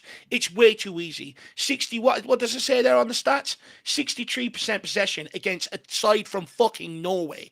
Yeah. Norway. We're not talking about Real Madrid here. We're not talking about Barcelona. We're not talking about Bayern Munich. We're talking about a team from Norway. And they are absolutely dominating us. The problem was the lineup from the off. Frank should have known what was coming, quite frankly. I don't care how long he's here. He should know you can't put your faith in Johnson, Odegaard, or Richarlison. Why do you keep picking Richarlison in the first place when he's not doing the business? Give someone like Dane Scarlett a run out, see what he can offer. So it's twofold. It was the lineup, and it's also the tactics. Thomas Frank didn't need to rotate tonight. You know, he's made this job a lot more of an arduous task than what it needed to be by making them rotations. No one had faith when they seen that forward lineup. You know, people underestimate, you know, oh, well, it's grand, let's just give them an opportunity. The problem is they're so bad. They make us look atrocious. They make us look worse than what we are. You know, even when they put the ball into midfield, their midfielders have so much time to get turned on the ball and feed between the lines. Our midfielders are nowhere near them. Nowhere near them. We relied on a lot of last-ditch defending, just kicking long, aimless balls up the field. I'm sorry, we look no better than a fucking League of Ireland team right now. It is absolutely Yeah. shocking. But this Yeah. isn't all on Thomas Frank. At the end of the day, Brendan Johnson will be the exact player knocking on his door begging for minutes. Same as Seriously. Wilson Odegaard, you know? So there's no excuses on these players either. They look like they don't want it. They don't look like they're hungry enough for it. And to be honest with you, because they were out there last year, they think they can put in minimal effort and squeeze over the line. And even if they do tonight, perception is everything. You use these games to strike fear and garner respect from the bigger teams. No one's looking at Tottenham tonight and fearing us. You know, except we're looking weak on these teams, and all it's going to do now moving forward is get fans more angry, more irate, and focus more on the problems. It's nowhere near good enough. Now, Frank has an opportunity here to rectify this at halftime and go and bring on Kudos, go and bring on Xavi Simons, and try and make something of this game. But the longer he persists with this lineup, the more he's going to lose Spurs fans. It was performances like this that, you know, under Ange Postecoglou, where he started losing fans. The more of these performances these players have put in, the more Thomas Frank is going to be thrown under the bus. But he didn't help himself. He has to learn quickly. You can't just hand out opportunities at this level willy-nilly. They have to be fucking earned on the training pitch. You know, he's doing too much rotation, too much tinkering with the lineup, and it's coming back to bite us. The reality is he thought he'd get away with it tonight, and we still might just get away with it. But the thing is, we've got PSG, Dortmund, and Frankfurt, and I'm sick of fucking saying it. They're our last three groups of the campaign, games of the campaign. They're the tricky ones where they're 50-50. These are the bankers, and we should be banking up points here now. And the fact that Thomas Frank is taking a risk here, I think, to be honest with you, his lack of European experience is showing tonight in terms of his team selection and the tactics tonight. That's just my opinion. Yeah, I completely Damn an agree. indictment, I know, but sorry, it's just Frank has got it all wrong tonight. No, But and like I said, there's no excuses. Them players be knocking on the door to fucking play this game. I think, yeah, completely agree. And to my argument as well, like it's just twofold. It's the players haven't taken at all advantage of the opportunities they've been given tonight, i.e. Wilson Odegaard as well as Brennan Johnson.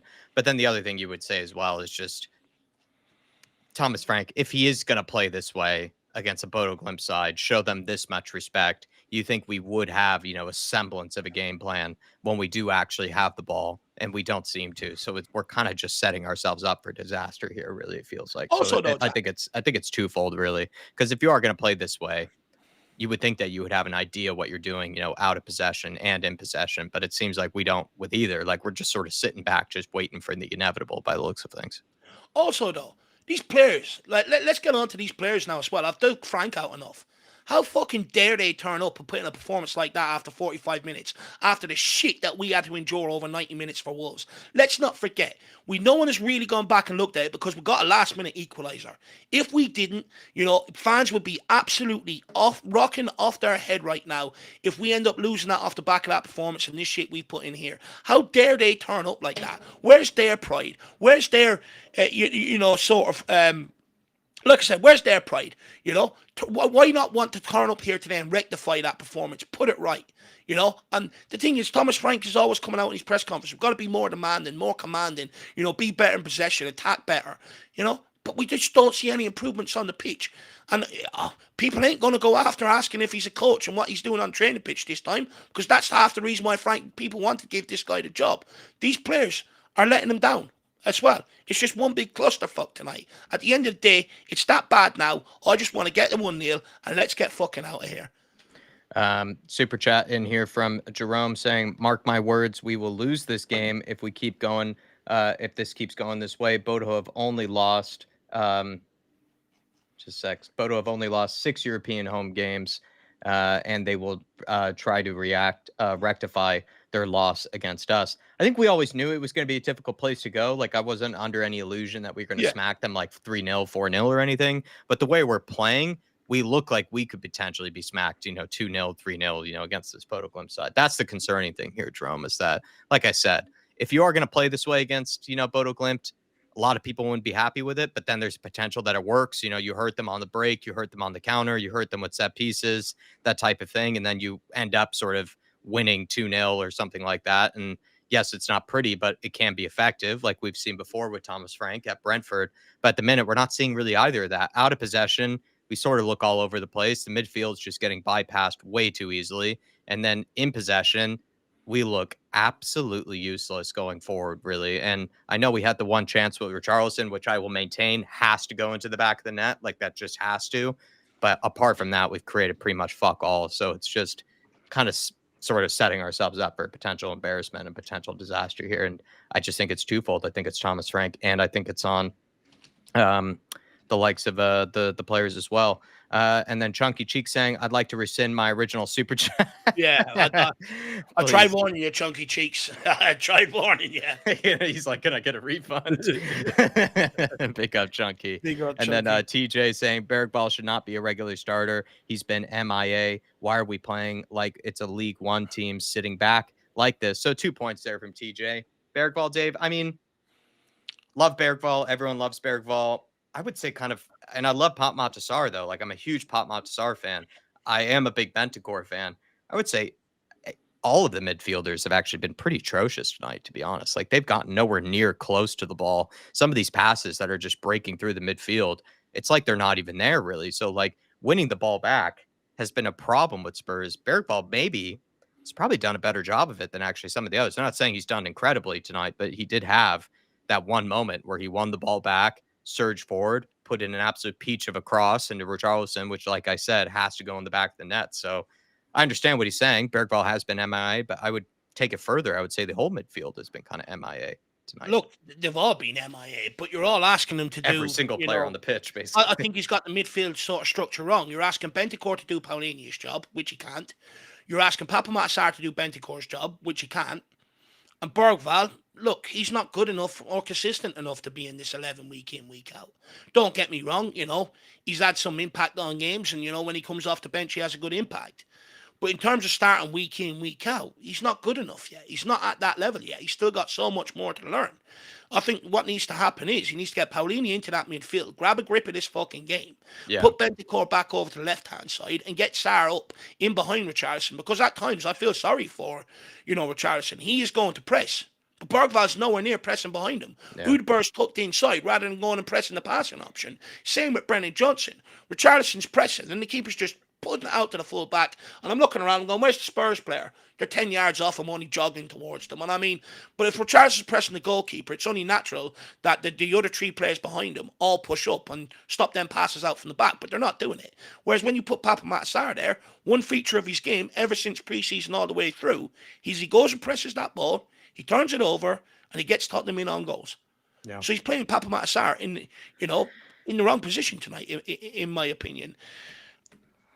But TJ, look, the problems are twofold. The players are not on it. They don't fancy it. They've been affected by the conditions. And also, Thomas Frank has got the tactics wrong and the starting 11 wrong. There are your two problems tonight. Yeah.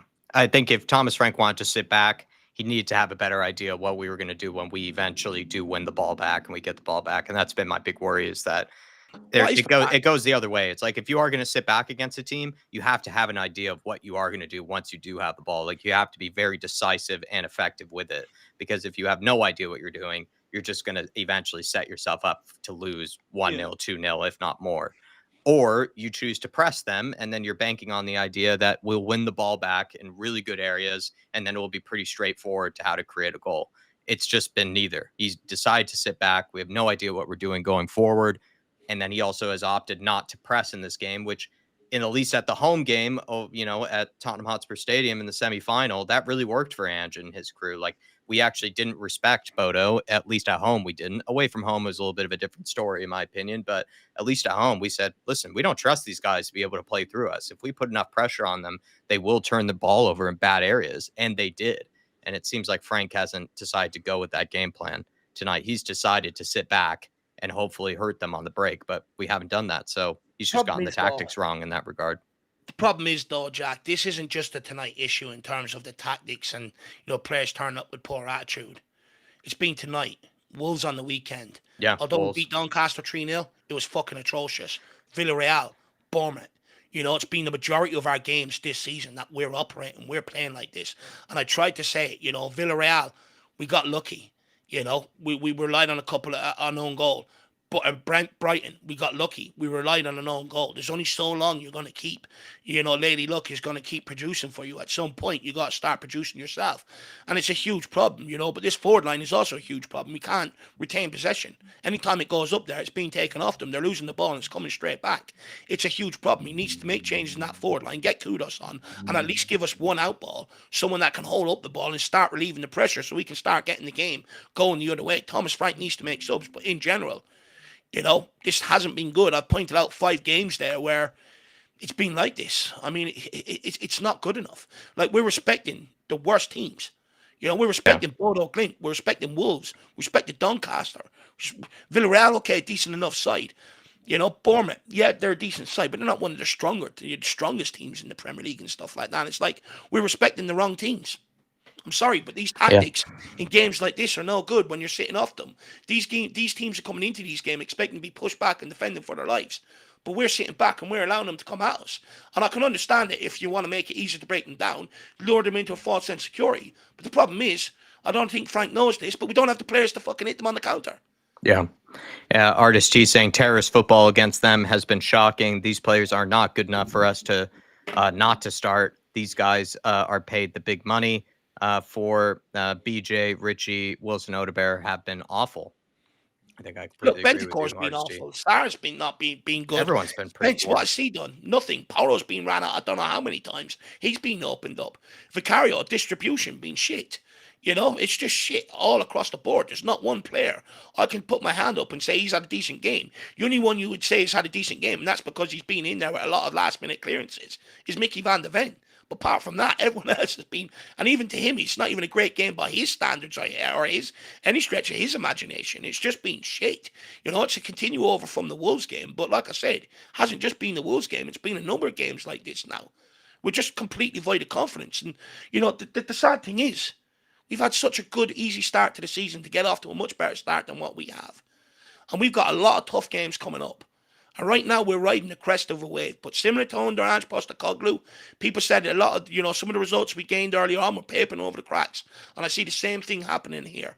But Thomas Frank ain't helping himself with all these rotations he keeps making. At some point, he has to settle on an 11 and then use the rest as players to come in off the bench or games like Doncaster. But he's doing it every fucking game now, and it's affecting the rhythm of the team. Appreciate your support, Steve. Yeah, we're underway here. Come on, Tottenham. There we go. Go on, Mickey. Hopefully it's just a different story in this half. Yeah. See, Richie, you're offside. He's offside. Yeah. If he's onside there, Mickey van der Ven, maybe. Yeah, he's literally pointing at him. Yeah, Richie is just fucking useless, man. He's got nowhere to go, Mickey. He's got nowhere to go, but he can't be doing that. Too risky. Why didn't he play him? He was in. Good defending there. Whoever slowed him up. Oh, they played him on the overlap. Oh, mistake. Well done, Jed. Yeah, big clearance from Danzo there. We're lucky he didn't play that runner there. But big up, guys. Really appreciate all the support and the talking points over halftime. You really make our job so much more easier, guys. Keep smashing that like button. And no changes at halftime by the looks of it either. Come on, let's just nick something here and get out of here. We're just sitting back off them again. It's the same pattern as the first half. Someone dig the ball out. Oh, my God. Well done, Spence. Good touch. Let's go now. Wilson, make a run for him. What are you standing inside for? Oh, my God. Can someone tell this guy's a winger? He's in a position where Spence can't play him. The obvious move is move out wide and look for the ball to be pushed forward. Oh, my God. There we go. Come on, Porro.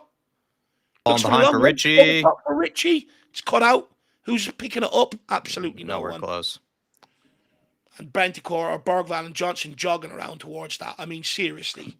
What hope have we got when they're jogging? Where's the intensity? No changes is criminal, Stevie. I agree. I think Frank is putting way too much trust in these guys, giving them another 15, 20 minutes.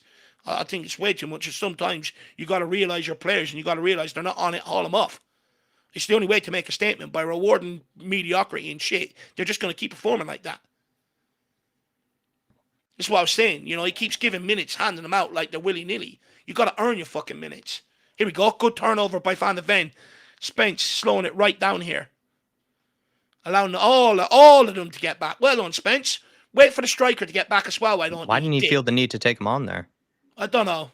There's no urgency. There's no intensity. That's what I'm saying. Like, it's just madness. There we go. Get out of your feet.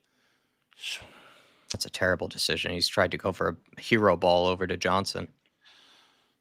Oh, come on, Porro. Let's produce something. We're relying on you, so tonight. Really are. There we go. Hands up. Well done, Denzo. Bentancur. Nah, you just got to move that quicker. You don't need to rotate it. You just get it straight out. Spence. Bypass, sir. Let's go, Wilson. You're in the drop. Love it. There we go. No. Leaves it behind him. Oh, my God. And then he goes down.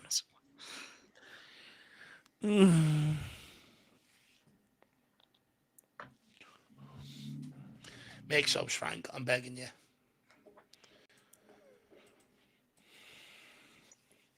If today shows anything, it doesn't matter who we're against. We are so heavily reliant on Simmons and Kudos. It's unbelievable. HRJD, Dave, you could try being a tad more positive. I mean, sorry, I don't know whether, like, you know, if I don't live in reality or anything, but like, what do you want me to praise? Brennan Johnson ballooning the ball, you know, into the apartment windows up the top. Richarlison missing a tap in. The fact that we sat off them and gave them 63% possession in the first half. The fact that they created 11 shots compared to our 3. What do you want me to praise? Sorry, am I missing something?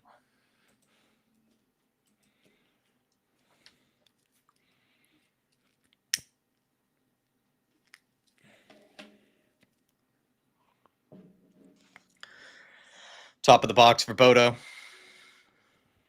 Out wide down Pedro Porro's side. Well blocked out by Bentancur. Well done. Good touch from Pedro Porro.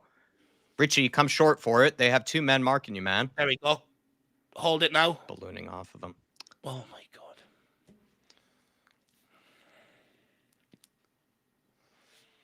Look, at least we got forward. At least we're on the halfway line now. Small gains, Jack. Small wins, I suppose. Big up, Andrew. Good to see you. We're still in it somehow, some way. Yeah. Riding the luck, but somehow it's only 0-0. But look, as long as we're in it, I suppose it gives us a chance of nicking it and getting out of there, right?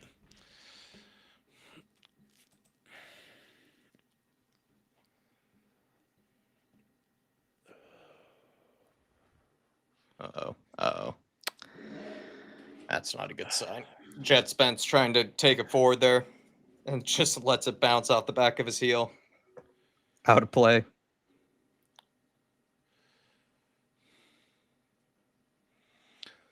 $350 in-house watching, only 153 likes. Run them likes up, guys. Massively help us out.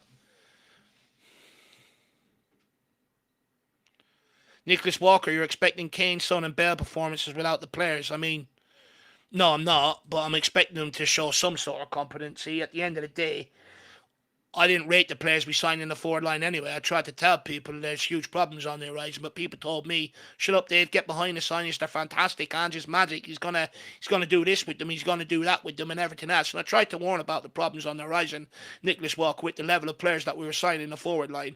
So, I mean, I think I'm well entitled to my opinion, considering I've been consistent on it and I've been absolutely correct on it as well. Hauga, tons of space, and it's in the back of the net. There we go. Do you want me to praise that, Nicholas Walker? Do you want me to praise that? Hauga.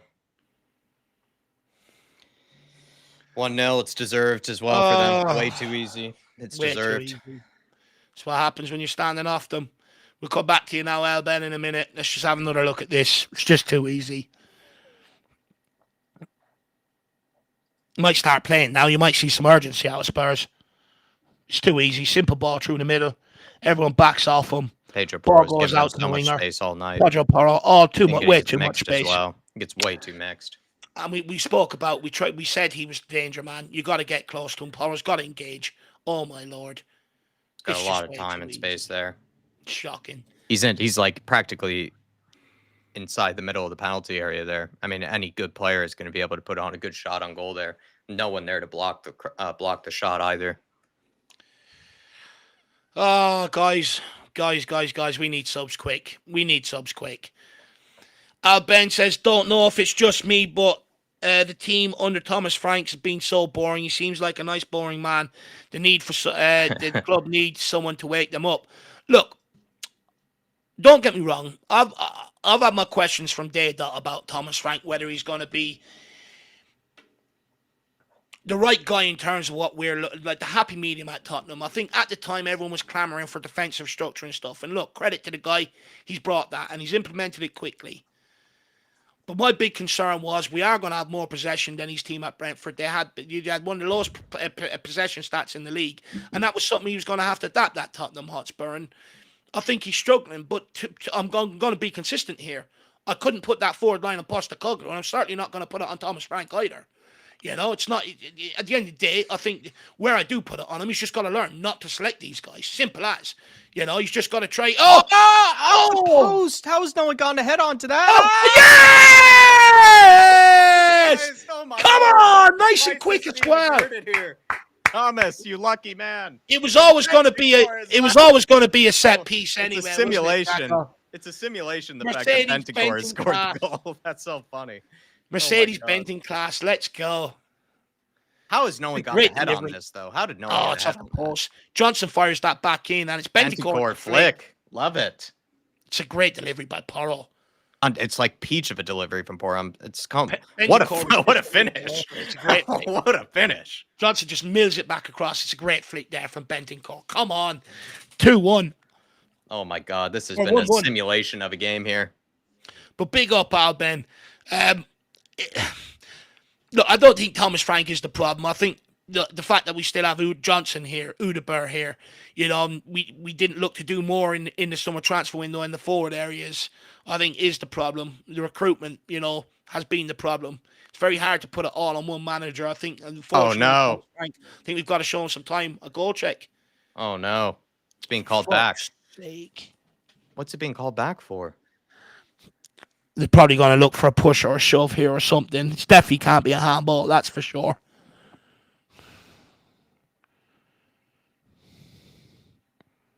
Yeah, that's... What? You're not giving that against... Oh, who's that? Mickey Van my de Ven. Lord, this wouldn't happen How many times do Arsenal get away with this? Arsenal, every team in the world get away with this on a regular basis. How many players get away with this? Is it strong enough for him to go down? I'm not so sure, though, really. And he's not really stopping him. He's clearly just, he's just diving there. That's insane. How did they even spot that? Is he going to give it? No, he's disallowing it. You can tell by Van de Ven's remonstrations. How did they even spot that? How did they even spot that? We got one disallowed from a... To be fair, though, when are you going to learn your lessons? Like, I get what you're saying. It's soft. But we only got one disallowed for something similar there last week or 2 weeks ago. No, but like every other team does this. Like when you watch Gabriel, like at Arsenal, like this guy can commit like murder, like in the penalty box. He just gets away with it, like every time. Every other team seems to be able to do this. But somehow with us, with set pieces, we can't touch anyone. And in fact, when they're even getting a hold of us, it's not a penalty. Like the time against West Ham, when whoever it was, Alcaraz or whatever his name is, dragged Van de Ven to the ground and somehow it wasn't a penalty. I suppose Ray makes a good point here. He says, I seem to recall a pull shot not being enough for a pen for us not so long ago. That was against West Ham. That was the one on Romero, wasn't it? Yeah, or the one where Van de Ven, remember, got cleaned out. Yeah. Now Van de Ven's losing his head here. Yeah, he's going to lose his mind as captain here. You got to calm down, kid. I get it. The frustration is there, but you got to relax. What do you mean can't do that in Europe? What do you mean? The rules and the bar are slightly different in European football compared to Premier League, which is nonsense. Like, if you're going to bring in VAR, the rules should be right across the board, right? I don't know. Like, I feel like plenty of times in Europe you see them get away with a lot. Like, if you ever watch a game with Atletico, you watch Atletico Madrid. Like Atletico Madrid, look at the shit that they get away with on a regular basis. Like in Europe, like they play absolute shithousery ball. Real Madrid, all these teams, look at the stuff they get away with on a regular basis. We need someone to get into Van de Ven's ear before he gets sent off. Xavi Simons coming on, get fucking kudos. Put that tactics board away and just get the subs on, Frank. I've never seen so many magnets in my life.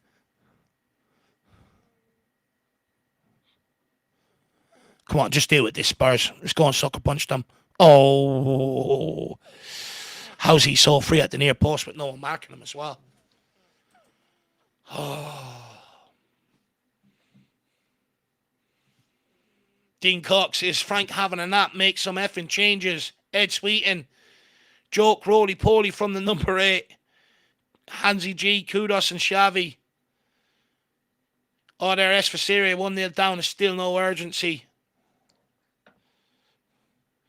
Shamu losing confidence in Frank. Ninja Pandit. Van de Ven should calm down, especially his captain. Agree. Paul Maratti, Udabur has been poor, but who do we have to replace him? Xavi left wing should be an option. Also, get Kudos on right wing. Yeah, I think Dennis Daly said Kudos and Johnson have been as terrible as each other. Yeah. Again, it's what's more frustrating is none of them seem to take the chance. Oh my lord! No! Oh my lord! Oh my god, Oh we're hanging my on. lord! That could have been 2-0. Oh. Come on, Spurs. Look at them, they're all smiling and joking now, Bodo.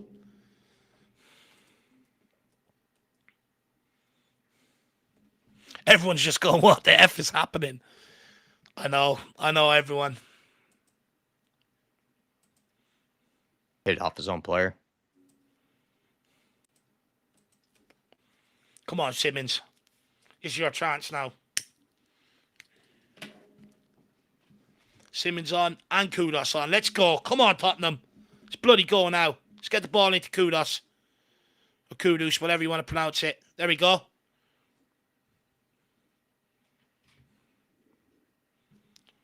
Holds it up, wins a throw-in. Now, let's go.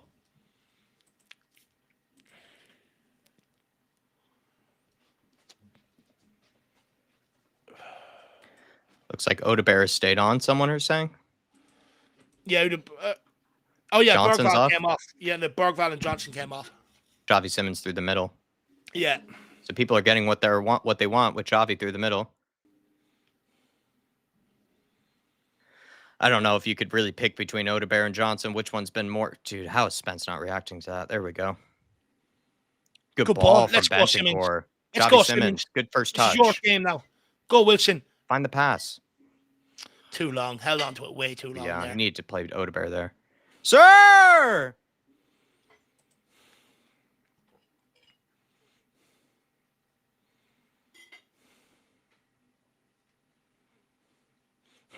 Skunk works, but how many Spurs fans would take a draw right now? Not me, anyway. Win or nothing. If you draw this, it feels like the Wolves game. It feels like a loss. Iceman, I'm not doing that. Davis just turning off his camera every now and again. I'm not I turning need Dave to. off.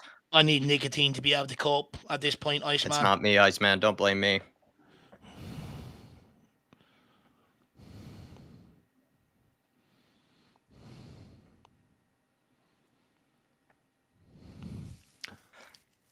What's Simmons doing here? Eddie with the super chat, he says, I said we'll see this from Frank when he signed for us. I said his football isn't suited for top of the Prem or Europe. I like the guy, but he isn't convincing me that he is right for us. Eddie, I do get what you're saying, right? In terms of, I think you sort of shared similar opinions to me. And look, don't get me wrong. Like I keep saying, it's his fault for selecting the lineup he did from the very off. He got it wrong, right? I think we'll all agree with that. But Ange did run into the same problems with Johnson, with Udabur and stuff like that. Now, you would argue maybe Ange did get more out of Johnson in terms of, getting him in the right, to get goals and stuff like that. But like, where I guess I'm disappointed in Frank is he didn't have to play Udabur and Johnson tonight. He had Kudos and Simmons available. The fact that he's had to resort and bring them on the pitch maybe shows him, again, another admission that he got it wrong. But I can't put the faults of Udabur and Johnson on Thomas Frank. I didn't buy into the narrative anyway that Frank was this super coach and he's going to get so much more out of all these guys like everyone perpetrated. But I can't put their limitations on Thomas Frank. But where I do put the blame on him, and the best, to be fair, is just selecting him from the off.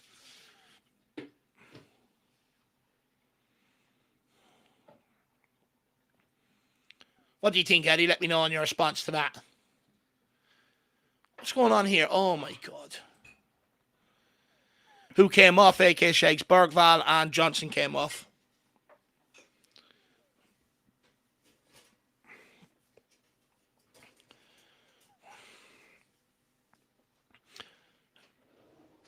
Oh, there is for Syria. Big learning curve for Frank. I thought he would have learned from Seriously. the Wolves game, to be honest with you. Some of the Seriously. rotations he made in that game, I thought he would have learned from that one. I thought, you know, with how bad it was, I thought he would have stopped dicking around with the changes and gone full strength 11 here, get the job early and get the players off. You know, I think, you know, that's one way that you can also rotate. You don't need to rotate from the very beginning. Go and put your strong team out, get the job done, and take them off. Rotate that way. There's no difference if you're having to bring them off the bench to starting them, to be quite honest with you. Is there? In my opinion.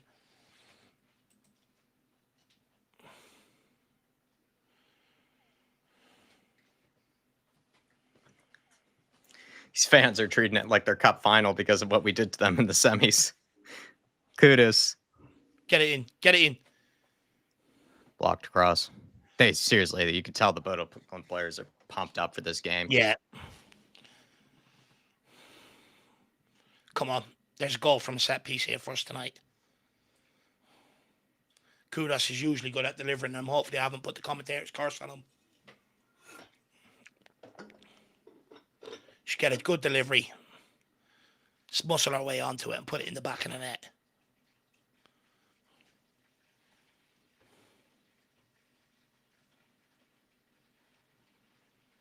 It's a good delivery. Danzo. Odebear. Benticore. Chavi, bro. What the fuck is that? Oh, no. We could be hit on the counter here. Oh, my lord. Jet Spence potentially saving us. Good Good play from Hauga. Jet Spence done enough there. Jet Spence saved us there. Chavi, bro. What the fuck? How are we getting the cross in there when 3 Spurs players are on him? Can we pass forward? Fuck, oh Putting my Vicario God. under no pressure at all. Why are we giving it to Vicario for there? And then Jet Spence is audacious there. Doesn't need to be doing that. Oh, he's running that Porro again. He makes bits of him. It's 2-0. Oh, my lord. He's just absolutely rinsed Porro again. Roasted for both goals. Porro has been roasted for both goals. Oh, my God. This is just getting worse. Is it that same kid again? Yeah. I knew it was coming. I knew it was coming with Porro starting Porro today. I just knew it. We had this conversation in the members preview that, you know, we had a debate whether it be the wrong decision to start him up against this kid tonight. He's absolutely rinsed him for both goals. I mean, look, shit kick out from Vicario, but how there's 3 Spurs players in possession passing it back to him there, I don't know why. And then Porro just gets absolutely rinsed here. He just couldn't get close to him all night.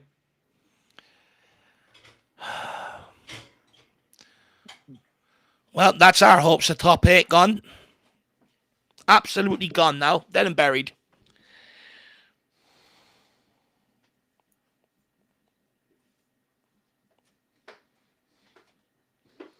Frankly, we stink, says Spurs. At what point do you start looking at bringing Kinski in as well? Well, this is the thing, actually. Like, if we're going to continue to resort to just pumping it long, like, Vicario's awful at it. Like, his kicks are just terrible. His clearances are awful. Kinski, at least you know, can pump it long. Get it away from the danger area. Oh, he's in. You're on. Charleston, go on, Richie. You got to score. You got to score and get us back in the game. What is the angle he is taking there? He was clean through. How is that the angle that he's taking? Get Dane Scarlett on. Please get him on. How is that the angle? Am I No, do I just have a bad angle? Right. Like, how is that the angle he's taking? He took a bad touch and it cut off the angle for him. I think if we look at this again, it's one of his touches. It's just piss poor. He's basically in the middle of the pitch. Look at the angle he has here. He needs to take it forward towards the center. What's the stats reading now? Charleston is fucking useless. 14 shots on our goal, 62% possession. I mean, this is diabolical. This is nowhere near good enough. I don't want to see anyone defend this tonight. This is indefensible for manager and players. They both take blame tonight. It is shocking. Is that my old lad in there? Is my old lad in here? What's he saying? Let me see. Ah! 2-1. It's open. Yes, come on. It's fucking goal. From Pedro Porro looked like Van de Ven or Bentancur with the goal. I think it was Van de Ven. Let's see if they try and disallow this one. They probably will. Please don't be offside. Please, no one be offside. Oh, Bentancur's on. Bentancur's on. Yeah, it's Van de Ven. Might have been off. Oh, Van de Ven might be off. Good header. On. I think Van de Ven. Let's have another look at this if they show us from the. It's a great header. Just another thing, though. Like, by the way, the players who are scoring our goals for us have been midfielders and defenders. All our defensive players. Van de Ven, and it's probably going to end up as one of our top goal scorers this season. Well, Paolini is our top goal scorer. We bought him in to be our destroyer. Richarlison has had 2 opportunities. Literally, there would have been a 1-on-1, and then the other one would have been a tap-in, and he can't score. Oh, look. And also the fact that they did claw that one back, I don't know. I thought that was soft as fuck. That goal, the pull back of the shirt, I thought that was very, very soft. Now we have Good enough play time from to Xavi. save this. If we can just get it going, if we can turn up for 20 minutes, we have enough time to win this. I think Eddie followed up earlier with another super chat. There's just a lot going on, Eddie. I got to that. No, the other one. He's saying, I'm not putting the forward line on him. I would never. He's saying, I didn't with Ange and I won't with Frank, but his tactics against Bodo in the starting 11 have been embarrassing. Yep, absolutely fair criticisms, Eddie. Absolutely fair. But there's still time to save this after Van de Ven's goal. It's wishful, I know. Let's see what we can do. Get after it, Richie.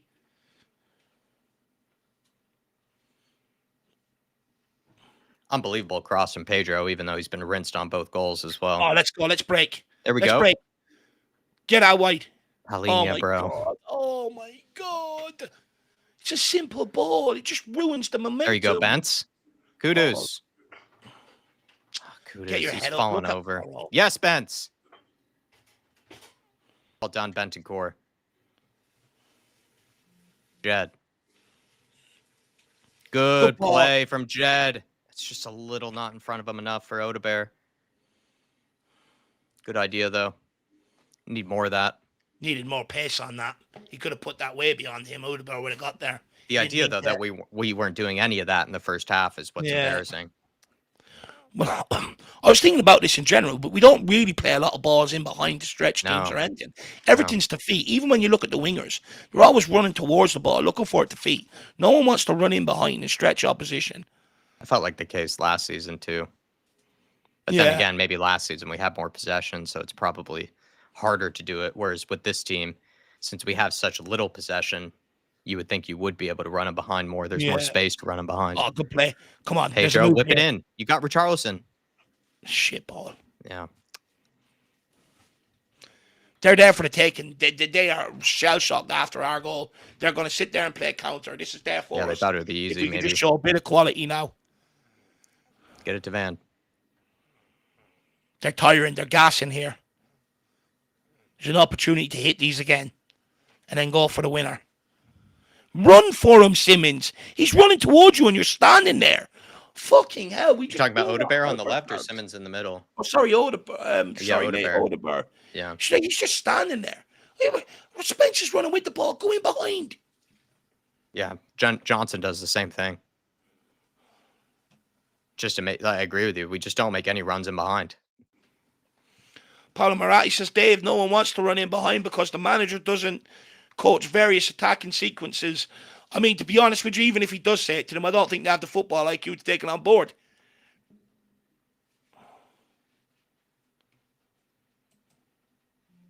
Rain says, I'm calling it. Odegaard doesn't have the mentality to be a top player. I think he's definitely lacking in the physicality department as well.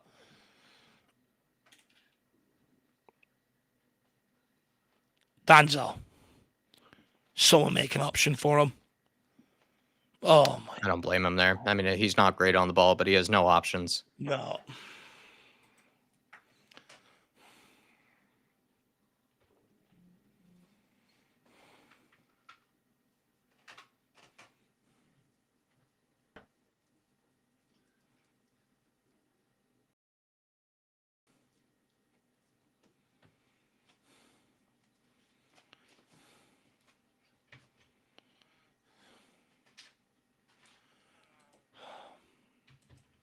Don't let them kill you off here. Don't let them kill you off.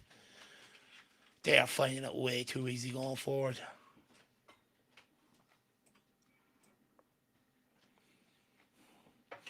Let me know in the comments, guys. Do you think we can stage a late comeback? Is it beyond the realms of impossibility? Seems it would come from a set piece or crossing again. Yeah. A scrappy goal, for sure. Pure scrappy. I do think we were robbed in the Van. I'm not excusing the performance at all. I do think we were robbed Yeah. on that Van de Ven goal. Or the Bentancur goal, you mean? Yeah, sorry, the Ventacore one. Van de Ven, yeah, being the culprit of the foul. I just feel like every team you see them, you see a ton of jerseys being pulled. You see a ton of sort of stuff in the box.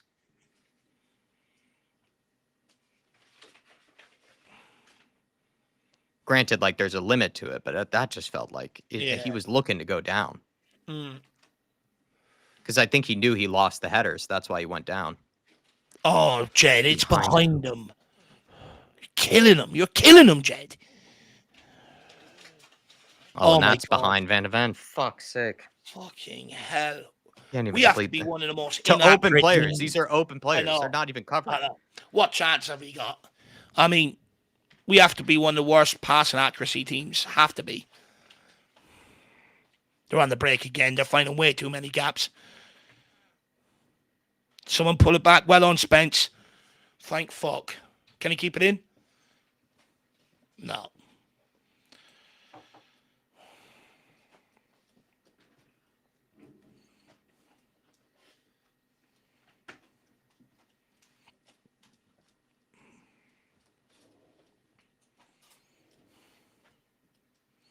Nick Van Vicario isn't good enough. Great shot stopper, but useless again when he's passing and flaps in the air. I think it's more his kicking tonight has really hurt us. Like, if we are going to just sort of launch it every time, he's not good at it. Vicario just isn't. Kinski is much better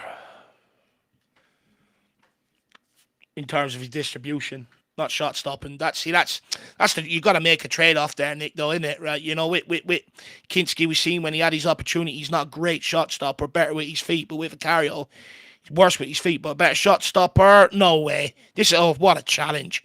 Who made that? Go on, Mo. Go on, Mo. Wins a throw in, that'll do.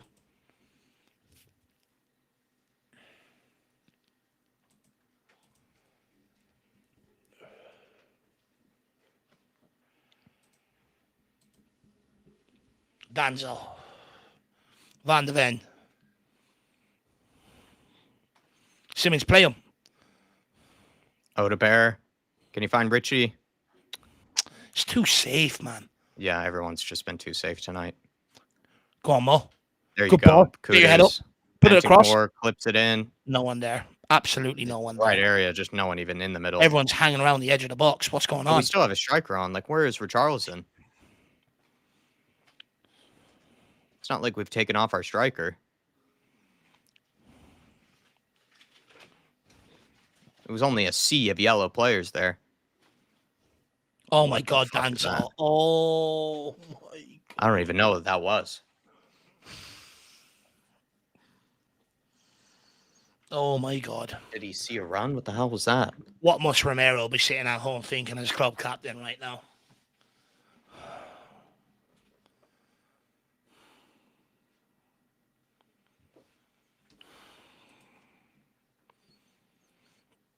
Everyone's just going, what on earth was that? I don't know, guys. I don't know. If you don't laugh, you're going to cry.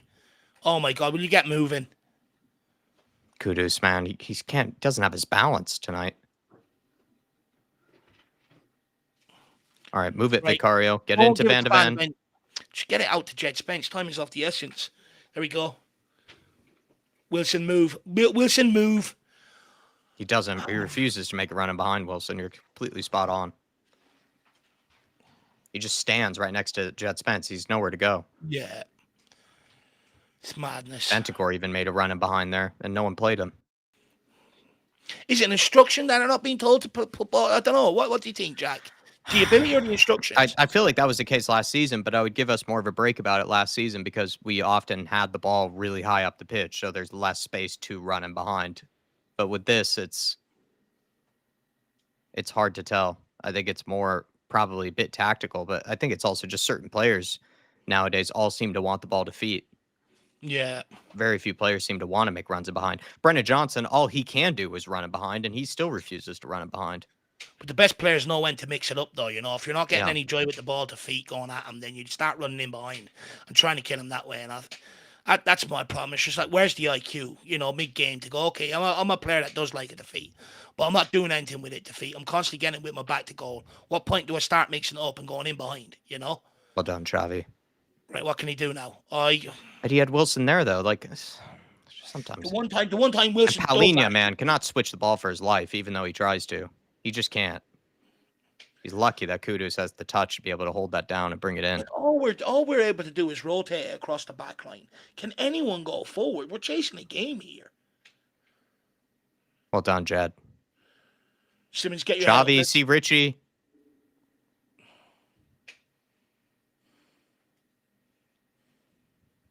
No, we're not paying you to do a 65 million fucking back flick, when there's no pressure on. We're paying you to start spraying the ball around. Fucking do it, Xavi.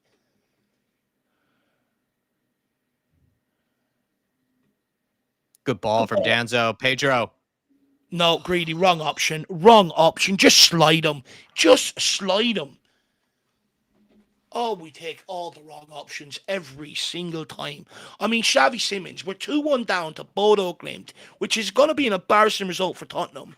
And he wants to go and flick the ball to Jed Spence. Look at me, look how great I look. No, the testament of a good player is someone that gets on the ball and can fucking break these down. That's what he's paid to do. Not back flick it to fucking Jed Spence when there's no pressure on him and no one in between them. It's madness. What are we doing here? Set piece FC, spot on, H. Hopefully we get 2 more and score off the back of them, though.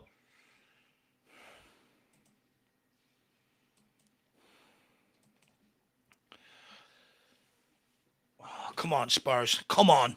There's another 2 in this for us. There is. Is that better be Danzo on the throw? We better not be taking risks at this point. Just get Danzo on it. There we go. Nice and long. Good flick on. Take it down. And shoot. Score. No, oh can't my even. God. Why are you going backwards, man? Why are you going backwards? He's offside, Spence.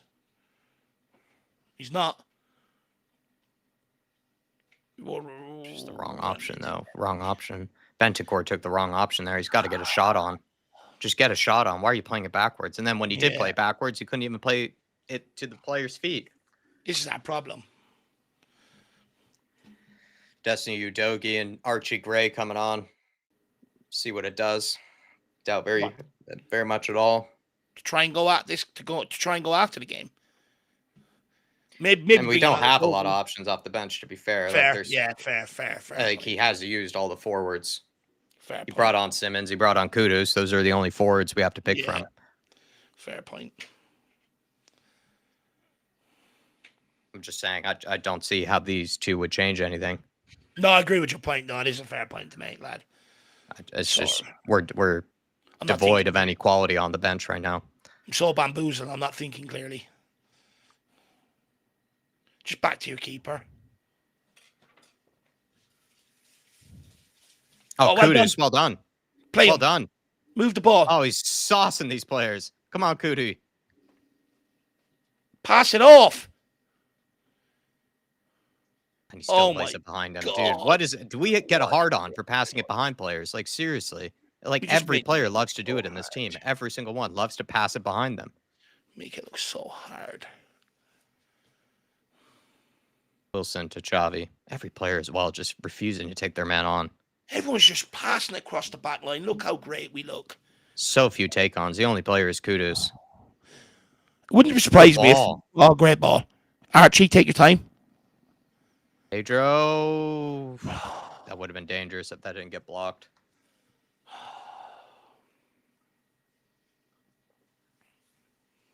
He could bring on Dane Scarlett. Like, that is an option, actually. Scarlett should have replaced Richie. I agree. I mean, Richie has done fuck all. To be honest with you, I think at this point you got to put the 2 of them on the pitch together when you're chasing the game. Probably. But seriously, what has Richie done that Scarlett... I mean, Scarlett, there's no way Scarlett could do less than what Richie has. Well done, Simmons. Kudos, get on the move. Kudos, get on the move. Get rid of it, man. Get rid Kudos, of it, get him back. He wants you to move, Mo. Oh, my God. All he wanted was Mo Kudos to run forward there. It's all he wanted, and he ran sideways. What are we doing going forward? What are we doing?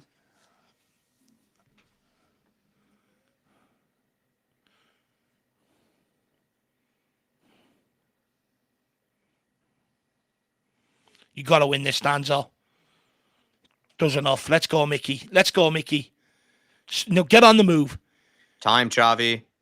Move that quickly. Let's go, Mo. You got space now. Drive at him. Ah! Yeah! Oh! How's it not gone in? How did Odebear miss? Oh, my Lord. How did we miss again? I thought it was headed in the back of the net. Surely. Oh, it went off the bar. Oh, he missed it. He's missed it, really. It's a poor header, actually. It's a poor header. He's just missed it. It's easier to miss that. Seriously. He made a great run, and it was a great ball from Kudos. It was a great ball. It's harder to miss that. That's not headed in. It's not like he's unlucky or anything. It's hit off the far side of the bar. It's just a poor miss. It's not unlucky or anything. It's just poor. Come on, set piece FC. Let's strike again. It's a terrible ball. Oh my God! What hope! It's bouncing in the. We are just a team that just neglect the basics of football. He stood there for 5 minutes to compose himself, to take a set piece when we're 2-1 down, and he delivers it like that. Sorry, do I set unrealistic expectations, or am I just don't get it. He stood there to compose himself, make sure he gets the perfect delivery, and then delivers that.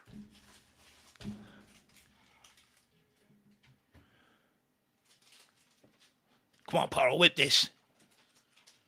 That's even worse. That's twice. Even worse. Now. Oh my God, that's twice. Why? Even worse.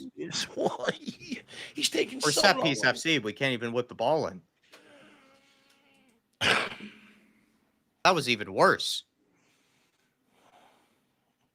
Like Gio Lo Celso all over again. But why have we taken Kudos and Simmons on them? They were delivering them absolutely spot on. It's like why are we taking them off it? It's like the Lo Celso corner against Everton. And the one time he does move in behind, no one plays him. There we go, Kudos. Move it quickly.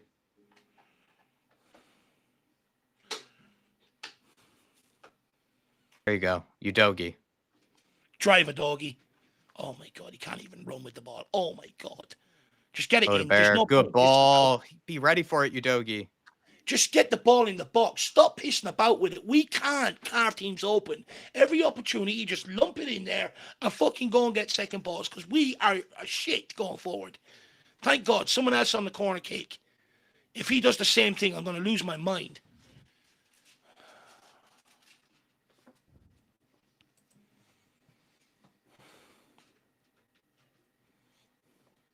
All things Tottenham says give the corner to Porro. Do you not see Porro's last two corners? Simmons and Porro took the last two. Simmons was the first one. Porro was the second. Get Kudos on it. Oh, Lord. You better put in a better one. 87 minutes. It has to be a good delivery. Has to be, Porro. Please. It's a better delivery. Better delivery. Good area. Oh. Get onto that. Someone swing a pass, Shandy. You got to make a challenge. Pulls out of the challenge.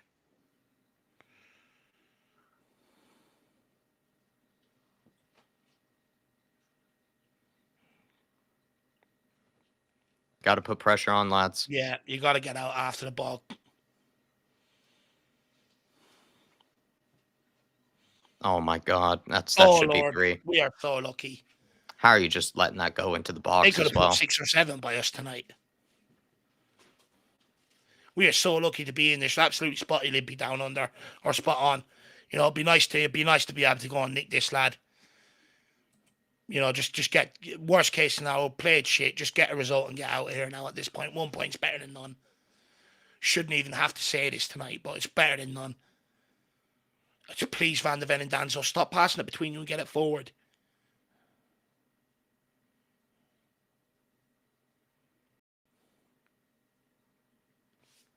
We just are so crap going forward. Everything is across the back line.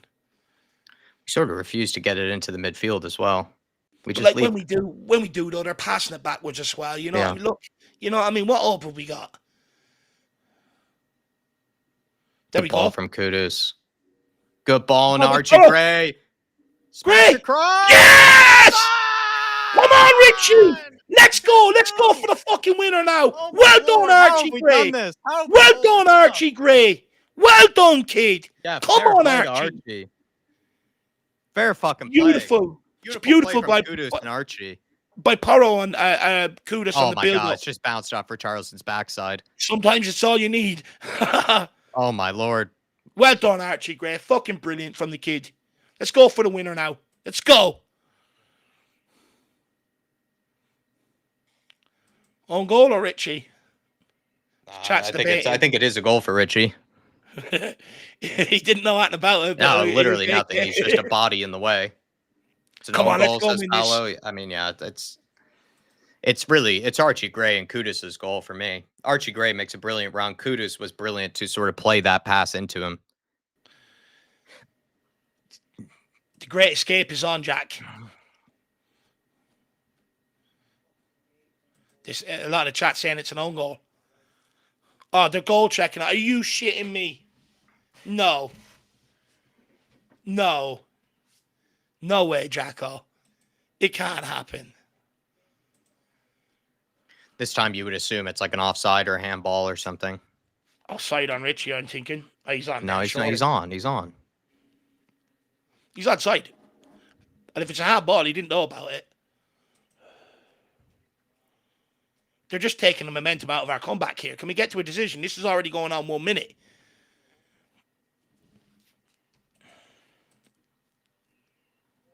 Seven minutes is Even more the than enough goalkeeper time looks like he knows it's a goal. 7 minutes is more than enough time to go and win this. Come on, VAR. It's not that difficult. You got automated offside if that's what you want to check.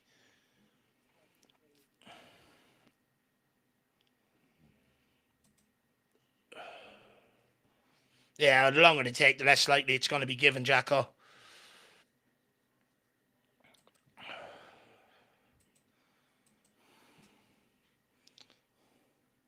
Are they looking for offsides? Well, this has gone on for 2 minutes now. This is getting a joke.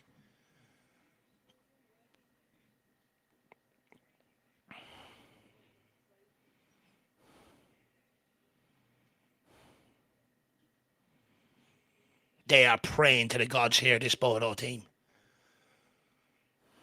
What are they checking? Handball and offside. Well, he's not offside.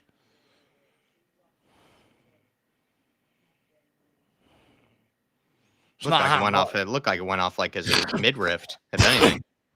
I think they're just trying to make sure the offside call here is correct. But they got automated offside. It shouldn't take this long. It's going on nearly 3 minutes now.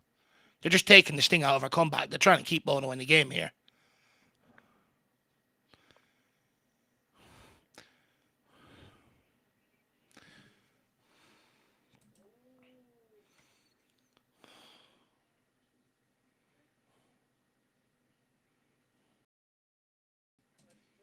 Come on, ref. How long are we going to take to get to a decision? This is 4 minutes now. Like, Richie's not offside. You can see that there. It bounces off the BODO GLIMT player. I don't even think it bounces off Richie. They're looking for handball. Check over. It says. Yeah, what's his decision? Honestly, this guy's doing like miming. It's a goal. Is he giving it? Yes, come on, right. Let's go for the winner. They've killed 4 minutes of our comeback time here. They better add that on now.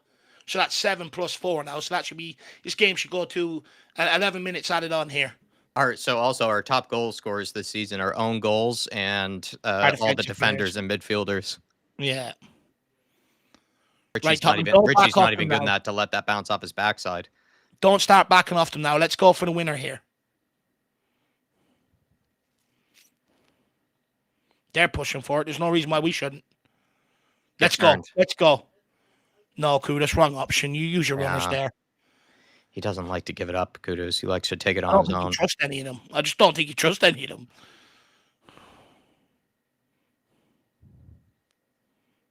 Oh, no. Why do we keep letting these go? Oh, my Lord. How many times have we let that pass go into the middle of the box? So many times this game. Right, come on. Let's go up and hit them now the other end. Oh, you're so lucky. Jesus, that's a whisker. I would say, like, Danzo hasn't done the best job tonight at blocking any of these shots either. It seems like he's never really been in front of it. He's not made his body big enough on any of them.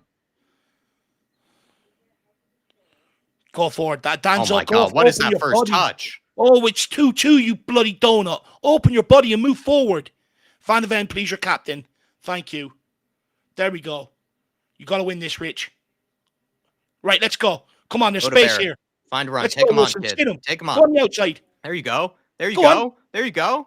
No, kid. How are you hitting that into him? Good block. How are you hitting that into him, Odeberry? You skinned him, man.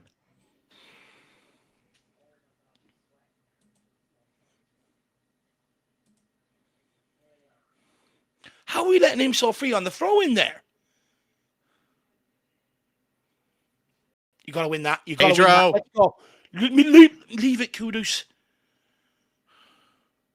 We need Poro's delivery here. Move it. Well done, Gray. Well done, Gray. He's moved that ball quickly. Right, let's go, Spence. Or a doggy. Onto Udaber. Xavi, you got time. Xavi, this is your moment. This is your moment, Xavi. Mickey. Time, Danzo. Oh, no. Just play him. Well done. Oh, good idea from Kudus.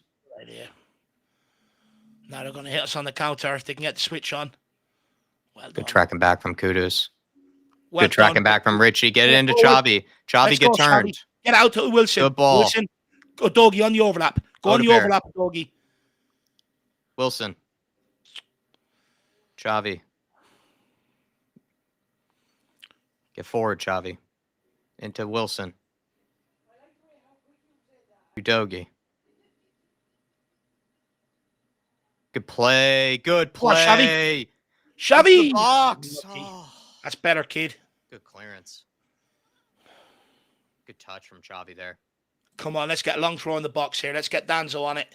Jeez, how many subs do they get? Get a hold of the ball, Danzo. Come on. Launch this one, man. We need a good launch on this. Get it right in there. Can we pick a ball here, please? Fucking hell. Jesus Christ. 3 balls he's looking at. Just get it in the box. Come on, Kevin. Long throw. It's a good one. It's clear. Wilson. Simmons. Wilson. Pick someone. Don't lose it there. Oh, my God. Vicario. Someone make a run for Pedro. Pedro over the top. Someone challenge? Can you get near it, Richie, please? He's just gotten near none of them tonight. Don't allow him to run. Come on. Pedro, you're there. No, Poro, no. Ref, you gave them the advantage. Fuck off. Pedro, you were there, though, man. It's a stupid challenge. How is Richie not even getting close to that ball over the top? Yeah. He's not even close to it. He doesn't even know how to track the fucking ball. But no one's even gone to challenge. Like, he hasn't even got. It's floated in there for like 20 years. It's floating in the air. Like, how is no one even challenging for it? It's waiting for someone to go and challenge that. It's not even a close offside. That's a joke. They took them that long. Yeah, they make that look closer than it is. It's not even that close. But the line makes it look even closer than it was. Well, they owe us 4 minutes added on here. That's how long they took to come to that decision. So,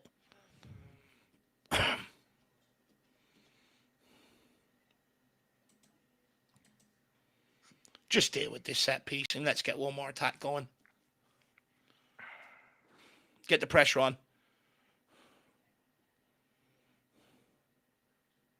Well done, Gray. Another good cameo for him, you would say. Yeah, that jersey, that goalkeeper jersey is nice, actually. Would you get that, Jack? I don't get goalkeeper kits. I don't either, but that's nice. Why are we sitting in? Someone go and press this ball there.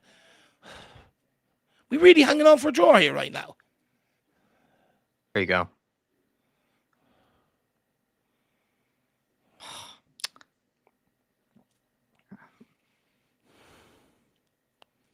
Get out. Get out. Ref. All right, still time. Get it on the way quickly now. There you go, Gray. Well done. Wilson, make a fucking run in behind, man. Make a run in behind. Doggy, you can't run away from him. He's too weak. Go on, Richie. You got to win this. Well done. Kudos. Get out to Get rid of Porro. it. Well done. Yes, come on, Porro. Come on, Porro. Play the overlap. Kudos. There we go. Take him on. Now give back to Porro. Let him deliver it. Porro, just hang there for it, man. Mo! Looping towards the back post! No! Oh! Shelby! Wilson! Well oh, someone! All right, that's all right. Pedro, get it out to him. There you go. Get into the box again. Taking too much time there, Kudos. You're taking way too much time. No. Too much time, man. Ref, there should be another 2 minutes. Yeah, there should be like another 2 minutes, clearly. And he's blown it. Fucker. How's he blown it? 2 minutes. It was way more than 2 minutes as well, what they took to check that. And they gave us, what, barely 2 more minutes? And then when you add up all the other stoppage time and the outages during that as well, it's probably longer. It's actually insane. Oh, my Lord. What a basket case of a game. What a basket case. Honestly, we got away with this one more than we did against Wolves. How long are we going to keep going behind in games, though, and, being sloppy? And, because the thing is, like, I can understand maybe starting the first 10 minutes, 15 minutes sloppy. But after that, you got to start trying to find your rhythm. And we just allow it to go on until we end up falling behind. Similar traits to last year, actually, quite frank. Where we're sloppy, we end up falling behind. The only difference is this year we are showing a bit of a bounce back ability. But make no mistake about, although we got out of jail today and a point is better than no points, shambolic this evening. I think absolutely shambolic. One of the worst performances I've seen from a Tottenham side. We have been outplayed by a team from Norway, dominated 60% of possession. To be honest with you, that many shots on our goals tonight. I think nearly 20 shots on our goals. We're lucky. We are extremely lucky. There is absolutely no positives to take from this. Thomas Frank got it wrong from minute one with his team selection. That was absolutely piss poor. The tactics were absolutely piss poor. We sat off them and showed them far too much respect in possession, and it actually created our problems tonight. And then also, the players need to be looked at, Although Frank got the wrong lineup selected, you're still being selected. You're the one that's still going on and knocking on these managers' doors, asking for minutes, asking why you're not playing. So when he gives you the minutes, go out there and take them. And again, it's just another underwhelming performance by Tottenham Hotspur. And there's warning signs on the horizon. Like, these are against some of the poorer teams that we're going to play this season. We've got a much more hectic, busier, and harder fixture schedule coming up. And we're making these games look difficult. There is problems on the horizon. I can't stress it enough. There's massive problems on the horizon. Again, lackluster going forward for large parts. People can sit here and say we've had, 1 or 2 disallowed goals tonight. At the end of the day, it might go your way, but again, it would have just papered over the cracks. We are lucky to get out with a point. We don't even deserve a point tonight. Shambolic from Frank and his coaching team. They got it all completely wrong. And also these players out here tonight, nowhere near good enough. When is enough embarrassment enough? I'm sick of it as a fan. I'm absolutely fucking sick of it as a Tottenham fan. We go into these games, everyone expects Tottenham to go and win and score goals. I don't go into these games excited because I know what's on the horizon. When there's a banana skin on the horizon, Tottenham will step right on it and fucking slip. I'm absolutely fed up with it. I get embarrassed too much times by this football club. So when are them players going to stand up and stop being embarrassed? Because the reality is, individually, they're all very talented players. They're all very, very fucking good players. But when is enough? When is dropping points and being embarrassed in games like this enough for these guys to take? When? When are they going to start standing up? At the end of the day, some of these players have been here now. They've been here for 3-4 managers. What's changed? Absolutely nothing. Absolutely nothing. And I'm fed up with it. I'm fucking fed up with it. This felt like a worse performance than even the Wolves one. The Wolves one, it felt like it should have just ended 0-0. It was just really nothing going forward for either team. Wolves got a goal, and then we were able to luckily get one back. This could have been, I don't know, like a 6-2, a 6-3 or something like that. But Spurs got very, very lucky not to have conceded more in this game. And we were just getting outplayed for pretty much majority of the game. Maybe there were periods where we were getting back into it, but still, BODO GLIMT looked capable of scoring in so many different stages. And also as well, just defensively, big worry sign is I felt like we were kind of all over the shop defensively. Whereas in the other games, even if we hadn't been playing that well going forward, we still looked defensively pretty solid and looked like we weren't necessarily conceding too many chances or too many dangerous moments. This game, like BODO GLIMT could have scored plenty of goals. We got so lucky that they just didn't have that finishing edge, that clinical edge to their game. And then with us, just going forward, we just seem to be so reliant on set pieces, so reliant on just deep crosses into the box, which is fine if you can sort of create enough of those. Maybe you can sort of score that way, but we're so dreadful going forward. We don't even really give ourselves enough set pieces or enough opportunities to do anything that dangerous with those crossing situations. We just had no idea what we were doing defensively this game and no idea going forward, which is big worry sign for Frank, because the one thing we have been praising him for is defensively, we've been very, very strong in a lot of games. And this one, this was the game we looked most all over the shop, really defensively. I don't even want to hear it from fans, because the same fans out there that are sitting there saying this is a good point tonight, or, we got a point, what you're moaning about, are the same fans that would have ripped fucking Postecoglou apart last year for performances like this and in games like this where we didn't win. At the end of the day, we're playing a team from fucking Norway who we bet twice last season and made light work of, 5-1 on aggregate. We bet them 2-0 at their place last year. This should have been a cakewalk. People could sit here and say it's a good point. Let's see if you're saying that when we got PSG, Dortmund, Frankfurt coming up, and we're put in a precarious position where we don't know whether we're going to qualify or not. Let's see where you'll be looking back on it then and saying this is a shambolic point. It's nowhere near good enough. And the reality is, it's not. If we can barely get over the line against Bodo, what hope do we have against PSG? What hope do we have against Dortmund? We don't. I don't want to hear it that it's a good point. We're playing a team from Norway. We have a lot more resources, a lot more money. These players are being paid a lot more. They have better care. They have better training facilities. They play in a much larger stadium. If this environment is too tricky for them to navigate, then fucking what are we doing here? What are we doing here supporting this football club if this environment is too tricky for them to navigate? I'm sorry, if you want to be happy with this point, be my guest. But when it comes back to bite us later on in the Champions League group stage, don't come crying to me. And especially, it's even worse off the back of the Wolves performance and the drop points at the weekend there as well.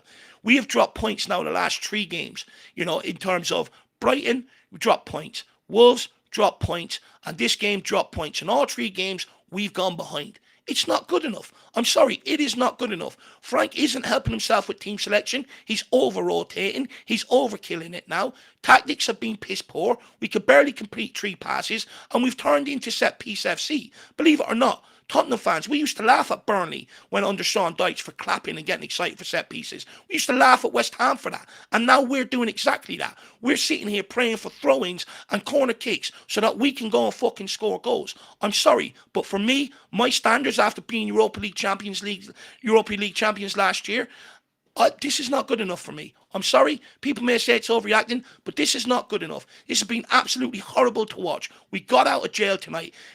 They could have easily ripped us open with a bit more luck on the other end, only that they missed a couple of chances, a couple of last-minute blocks. But I'm sorry, this is not good enough tonight. I'm not going to keep sitting here and looking for the small positives. It's okay to say we got it wrong tonight, we weren't good enough, and we made hard work of this. Yeah. Artist T saying, I fully support the away fans if they have a go at the players like ultras do. They need direct feedback to know that this is unacceptable. Screw booing. I think honestly, I don't really have any problem with booing or anything like that. I just think it's just something that just happens in sports, really. And this performance really was just so lucky, and it felt like we were already lucky enough to get something against Wolves, and it felt like you were going to get a bounce back type of performance and effort in this game, and it just wasn't there. I think BODO GLIMT are probably kicking themselves for not putting away a lot of those chances that they had. I don't know what to say, Artistry. It was a pretty dreadful performance, and it just got it wrong on so many levels. I think we got it wrong tactically, got it wrong with the starting 11, players as well, just didn't really put in much of an effort or a performance either. I think there were just worry signs all over in this game. Genuinely, I thought it was actually a worse performance than the Wolves one, if you ask me. I don't know why I feel that way, but I do felt worse than the Wolves performance for whatever reason. And then TJ saying we don't have the depth to be rotating for a Champions League game. I mean, what was the point in getting back into the Champions League if we're going to rotate in these games? Probably. I mean, it goes both ways, right? Where you do have to rotate at some point, but he's tried maybe early on in the season to try to get confidence into Brennan Johnson, Odebear, and they've just let him down, and they've just let him down, and so now he knows he's in a position where he really can't risk rotating now. He's probably But now he's, really learned his lesson. but the thing is, he should have learned his lesson in the games before this when he's given them the opportunities and they didn't take them. Why give them the opportunity tonight? Thomas Frank's lack of European experience showed tonight with his team selection. It showed tonight. He thought he could rock out there with Odegaard and Johnson and they'd be good enough to break this down, which shows me he's still got a lot of learning to do about his own players, but also his lack of experience cost us tonight. This will come back to bite us. This isn't good enough. I know we've only lost, I think people are saying 1 in 10 games. Let's be frank. Who have we played this season? Doncaster Rovers, West Ham, who are one of the worst teams in the Premier League, Man City, okay, team of note. Burnley, probably going to go straight back down. We've had an easy start to the season. Let's see if we lose. Let's see if we have that same record when we've got Villa, Everton, Newcastle, Chelsea, Man United, Arsenal, Fulham. You know, teams like that, plus PSG and all that in the middle. When the games come in thick and fast. We were here under Ange Postecoglou. When we had easy run, we made hard work of it. When the big games come around, we really struggled. The warning signs are there.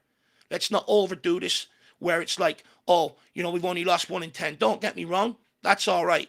But the warning signs are there that we are not good enough to compete with some of these other teams that we've got coming up moving forward. And we will start losing games of football. The clean sheets, where have they been the last few weeks? We're starting to fall behind in games. The clean sheets, the backbone to getting most of our points. The minute we don't keep a clean sheet, we're dropping points. Mm-hmm. And then we also had as well, sorry, I've lost it. Dark Sunji saying, laugh my ass off. Liverpool lost to Galatasaray away. Come on, you Spurs. Probably, you know, your dad's maybe feeling a little bit miffed about that. I mean, Galatasaray is a difficult place to go. I don't know. It's just the Champions League. You know, there are no mugs in the Champions League, really, but I guess we'll take advantage of that to some degree, Dark Sunji. I guess a point could go a long way if we are to salvage results against the Copenhagens and the Eintracht Frankfurts of the world as well. You know, then this point could probably go a long way if the performances and the results do improve. And potentially a team like Liverpool dropping points could be a salvage for us. But that's all I can say, Dark Sunji. I wasn't able to watch that game.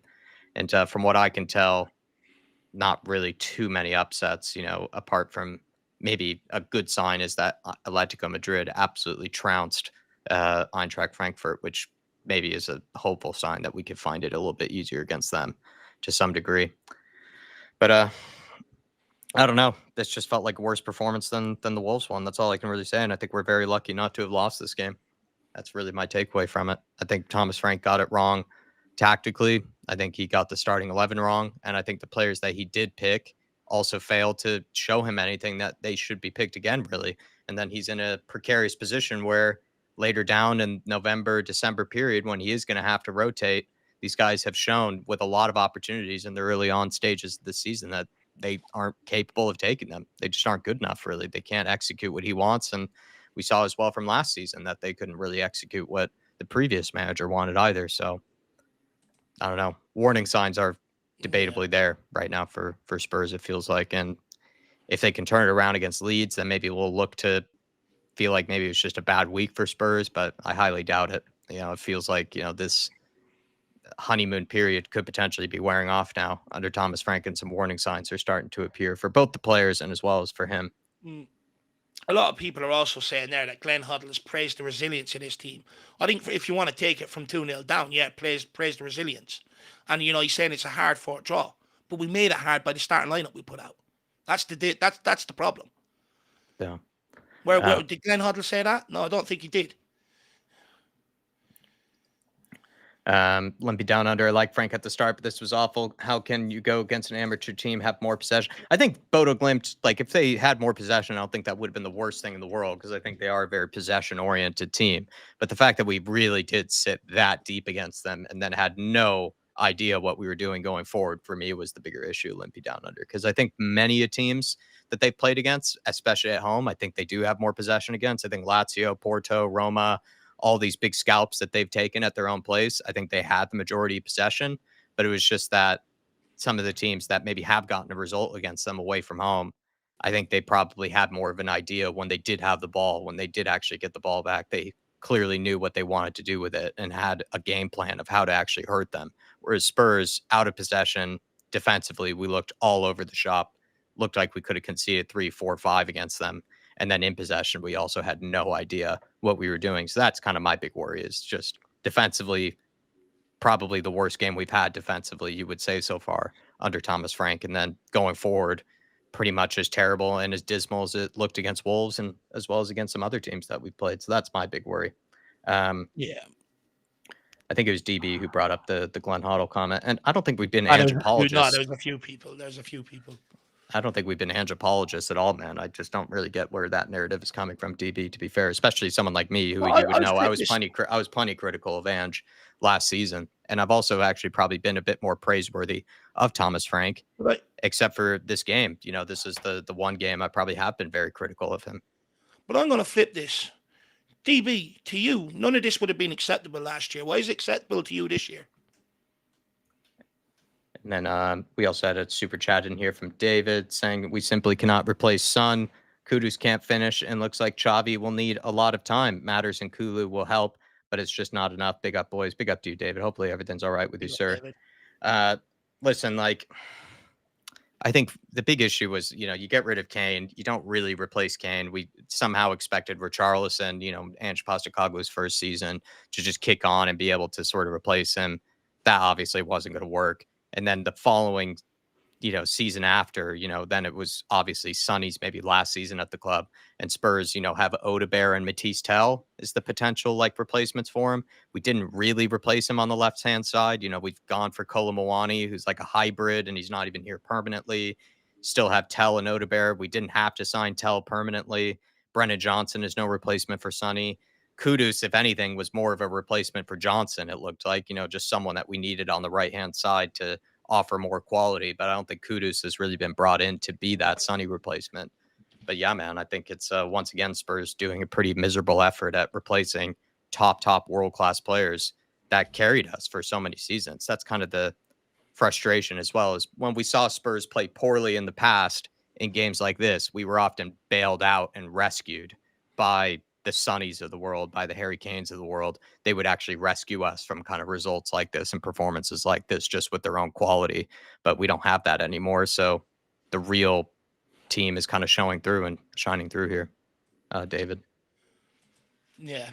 No, big up, Dave. Look, the forward line is a huge problem. And until we get that right, it doesn't matter what manager you bring in here. The football is going to be dull to watch. It's going to be boring to watch. At the end of the day, forward players is what brings that flair. It's what brings that bit of excitement. You know, and I think that's just what we're lacking right now. But it's also concerning that we're not keeping the clean sheets we were keeping, you know, at the start of the season. You know, the last few games, they're not happening and stuff. And I just think, you know, the warning signs are there. There are warning signs. But look, Xavi, he's going to need a lot of time. I tried to say that when we signed him. You know, everyone was saying that this guy is the answer. He's a baller. He's this, he's that. I tried saying he's going to need a bit of time to settle into the Premier League. You know, we're putting too much on his young shoulders already. Kudos. Look, gets you up the pitch. But, you know, I think what's lacking in his game is getting into positions to sort of add goals to his games and stuff like that. Look, unfortunately, until we get players back from injury, it's just going to require a lot of patience. It's just going to require a hell of a lot of patience, David, unfortunately. I don't know. I'm just confused. I don't get how I'm an anthropologist. I've never been an anthropologist. If anything, I was probably one of Ange's bigger critics at times, and I never liked the guy, to be honest, for how many times he called out Spurs fans, to be fair. So I don't know where this anthropology narrative is coming from. At the end of the day, I don't see how you can be super positive and super praiseworthy of this result. Like 2-2 is being very, very kind to us. Like we could have easily lost this game 4-0, to be perfectly honest. Like the goals that we did score felt very much against the run of play, if anything. You know, they missed a plethora of chances, BODO GLIMT. I would have been fine if we had sat back and then made it really difficult on them and we didn't concede that many chances and then we nicked a goal or two. I would have been totally fine with that, but that's not how this game went. This game was a game where we were just getting absolutely run through, and it felt inevitable for BODO GLIMT to score. And we just, I guess, had the quality through players that aren't even forwards to somehow nick a goal, you know, here and there. And credit to maybe the back line and Van de Ven, and credit to, you know, Bentancur and others that, you know, were able to come out with, you know, a bit of pressure. Archie Gray and Kudus as well. You know, they showed a bit of quality there, but I don't know. Just Being honest, I'm a little bit miffed by just this Ange apology narrative I think because I never was that kind to Ange. I was never a sympathetic no, you person to weren't. Ange. If You anything, weren't. I kind of hated the guy just for how much he called the Spurs fans out. I just didn't find that acceptable. So, and I don't Look, think I've really called out Frank even that much tonight. All I've said is he got the team wrong, and I think he got the tactics wrong. To say that isn't really that much look. of a At crazy the thing end to of the bring day, up. call me That's an just anthropologist. He won a Europa League. Be grateful, show some respect. First of all, second of all, if performances like this weren't good enough for you last year, then don't tolerate it this season. Call them out. Be consistent. Stop flip-flopping and just because you like Frank Moore. At the end of the day, it's not good enough tonight. It's okay to admit that. I'm sure Thomas Frank will come out in the post-match press conference and admit it. At the end of the day, what you're seeing now, anyone that's looking for a small positive tonight and in here, going, you're an anthropologist, you're this. They just can't accept the fact that it was a poor evening for Thomas Frank, and they're out here doing what Ange fans done for Postecoglou, which is only going to create more friction within the fan base because they're coming out defending the guy at all odds. It's ridiculous. At the end of the day, I had no problem sitting here at times last year going, it's not good enough, it's not working and stuff like that. Do the same. Be honest. Be real. Stop protecting your guy at all costs. At the end of the day, yes, there's been improvements this season, 100%. But let's not be naive. We were here under Postecoglou, under Conte, under Jose, even under Nuno. We got off to a decent start. But the track came off the rails very, very quickly. You can already see signs of that happening. The clean sheets are no longer happening. We're lackluster going forward. We're seeing a lot of the same problems in years gone by. At the end of the day, just call a spade a spade. We don't have to sit here and pretend everything's happy and rosy all the time. Tonight was not good enough. Frank got it wrong with his team selection. He should know you can't rely on Johnson and Udebur because he's already tried to play them in games before this. Sitting off them and showing so much respect was also a problem. He got it wrong. But I'm not just blaming him, by the way. I'm also blaming the players because they're the same players that bitch and moan when they don't get picked, when they don't get selected. And when they do, they come out and put in shit like this. So the problem is it's just not a good night for Tottenham Hotspur in general. Yeah, we can sit here and go, wow, let's praise the resilience. What, to come back and draw 2-2 against BODO GLIMT from Norway, who have an apartment block as one part of the fucking stadium? Seriously. And then Jerome saying we have robbed another team again with our criminal football. This was shocking. BODO deserved the win. We were rubbish. Yeah, I think that's well summed up, Jerome. That's how I feel about it, really. Yeah, I don't think we deserved a 2-2 drop. Maybe fair play once again to certain players for having the bounce back to claw back into the game. Maybe the heads didn't drop as much as they could have. So fair play for the resilience in that regard. But I think we shithoused another result here. I think against Brighton, I think it was well deserved. I think we did deserve something from the Brighton game. I think the 2 goals that Brighton had were more down to our own mistakes than they were down to Brighton's brilliance. Wolves felt like we absolutely just, came up with a miracle at the end there. Should have been like a 0-0 or something like this. This was, I think, the worst performance of the recent games, this BODO GLIMT one. I know it was 2-2. Plenty of people are just going to look at the scoreline and just look at it simply. But if you actually judge the level of the performance, I think this was probably the worst performance Spurs have had. Like, it was worse than and I don't know. It's just the way it's immediacy. Maybe it's just reactionary. But for me, this performance felt worse than all the other ones. Like the Wolves Tottenham one, like that was just a boring, terrible game. No team showed any real quality in it. In my opinion, should have just been 0-0. Against Brighton, I actually felt like we were the better team, so I would praise us for that performance. We just made our own mistakes and we went down 2-2. This was definitely worse than the Bournemouth result of losing 1-0. I think this was arguably the worst performance of the season, really. I think it's absolutely shocking. Look, I don't want to fall out with anyone. Everyone sees football differently, and at the end of the day, I suppose there are some small positives to take about it from the bounce back ability. But the reality is, most people didn't think we were good enough last year in terms of players or manager. We bet them 2-0 out here last year.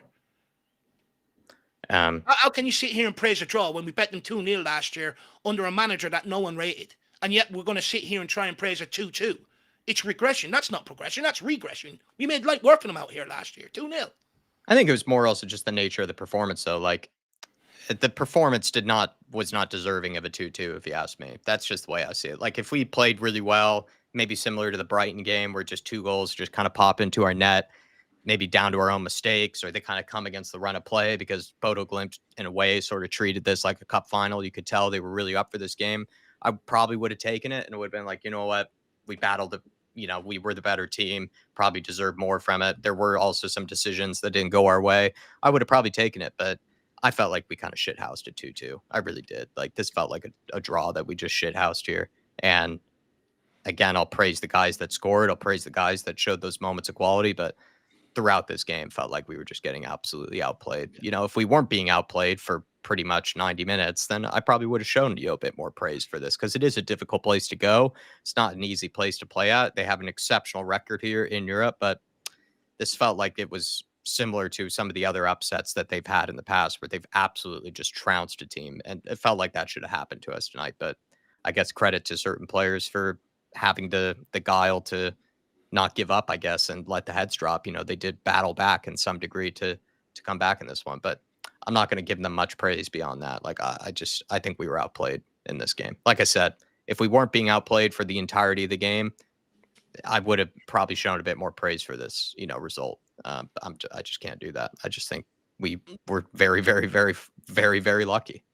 Yeah, look, we rode our luck tonight. We got out of jail. At 1 point is better than 0, but don't expect any positivity from me. I don't even want to hear people blame the artificial pitch.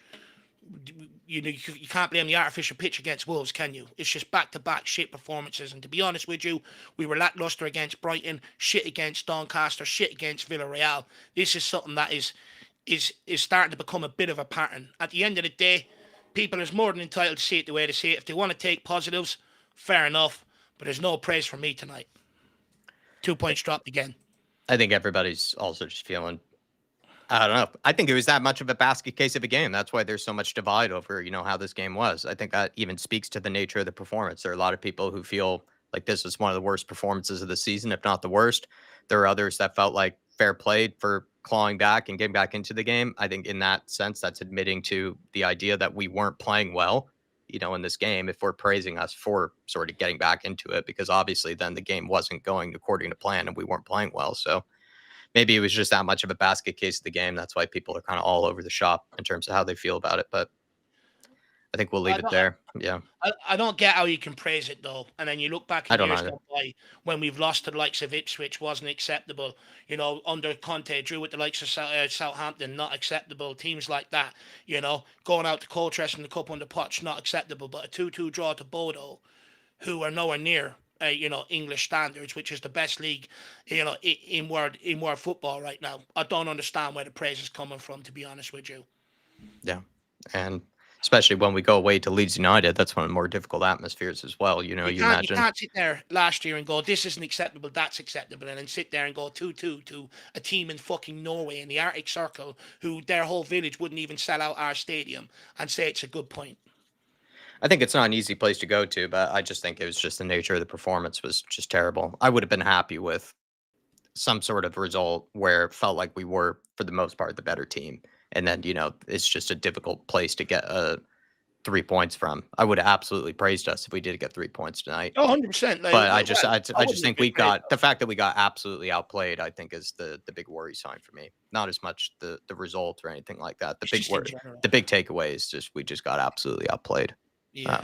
That's where picking up a point is absolutely positive, but it's not like we picked up a point, where we were the better team in the second half or something like that. We just weren't, we just found a way to claw back in this game, and also took advantage of the fact that they wasted so many chances. Like, they could have easily scored 4 or 5 tonight, easily. Yeah. So, and they missed a penalty, which we all know. That's my big worry, is that we just got outplayed. Look, let's wrap it up there. Let's call it an evening. There's not much more we can really say or discuss. At the end of the day, it's just one of them, similar to the Wolves game. You're going to have some people who praise the resilience and the bounce back ability and find the small positives, and you're going to have people like me who just don't see any positives in it, and that's one thing I just don't want people to get wrong, because I see some people in the word chat who've already been trying to twist my words, going, Dave, are you Frank out? Dave, you're Frank out. It's like, when did that ever come out of my mouth? At the end of the day, I will call him out for what I think he got wrong. I think the inexperience in Europe showed tonight by his team selection and stuff like that. And I think, to be honest, would you sit here and say it's a hard place to go? No one was saying that in the pre-match build-up, and we only made it a hard place to go because of his team selection. He made it harder for us on the night.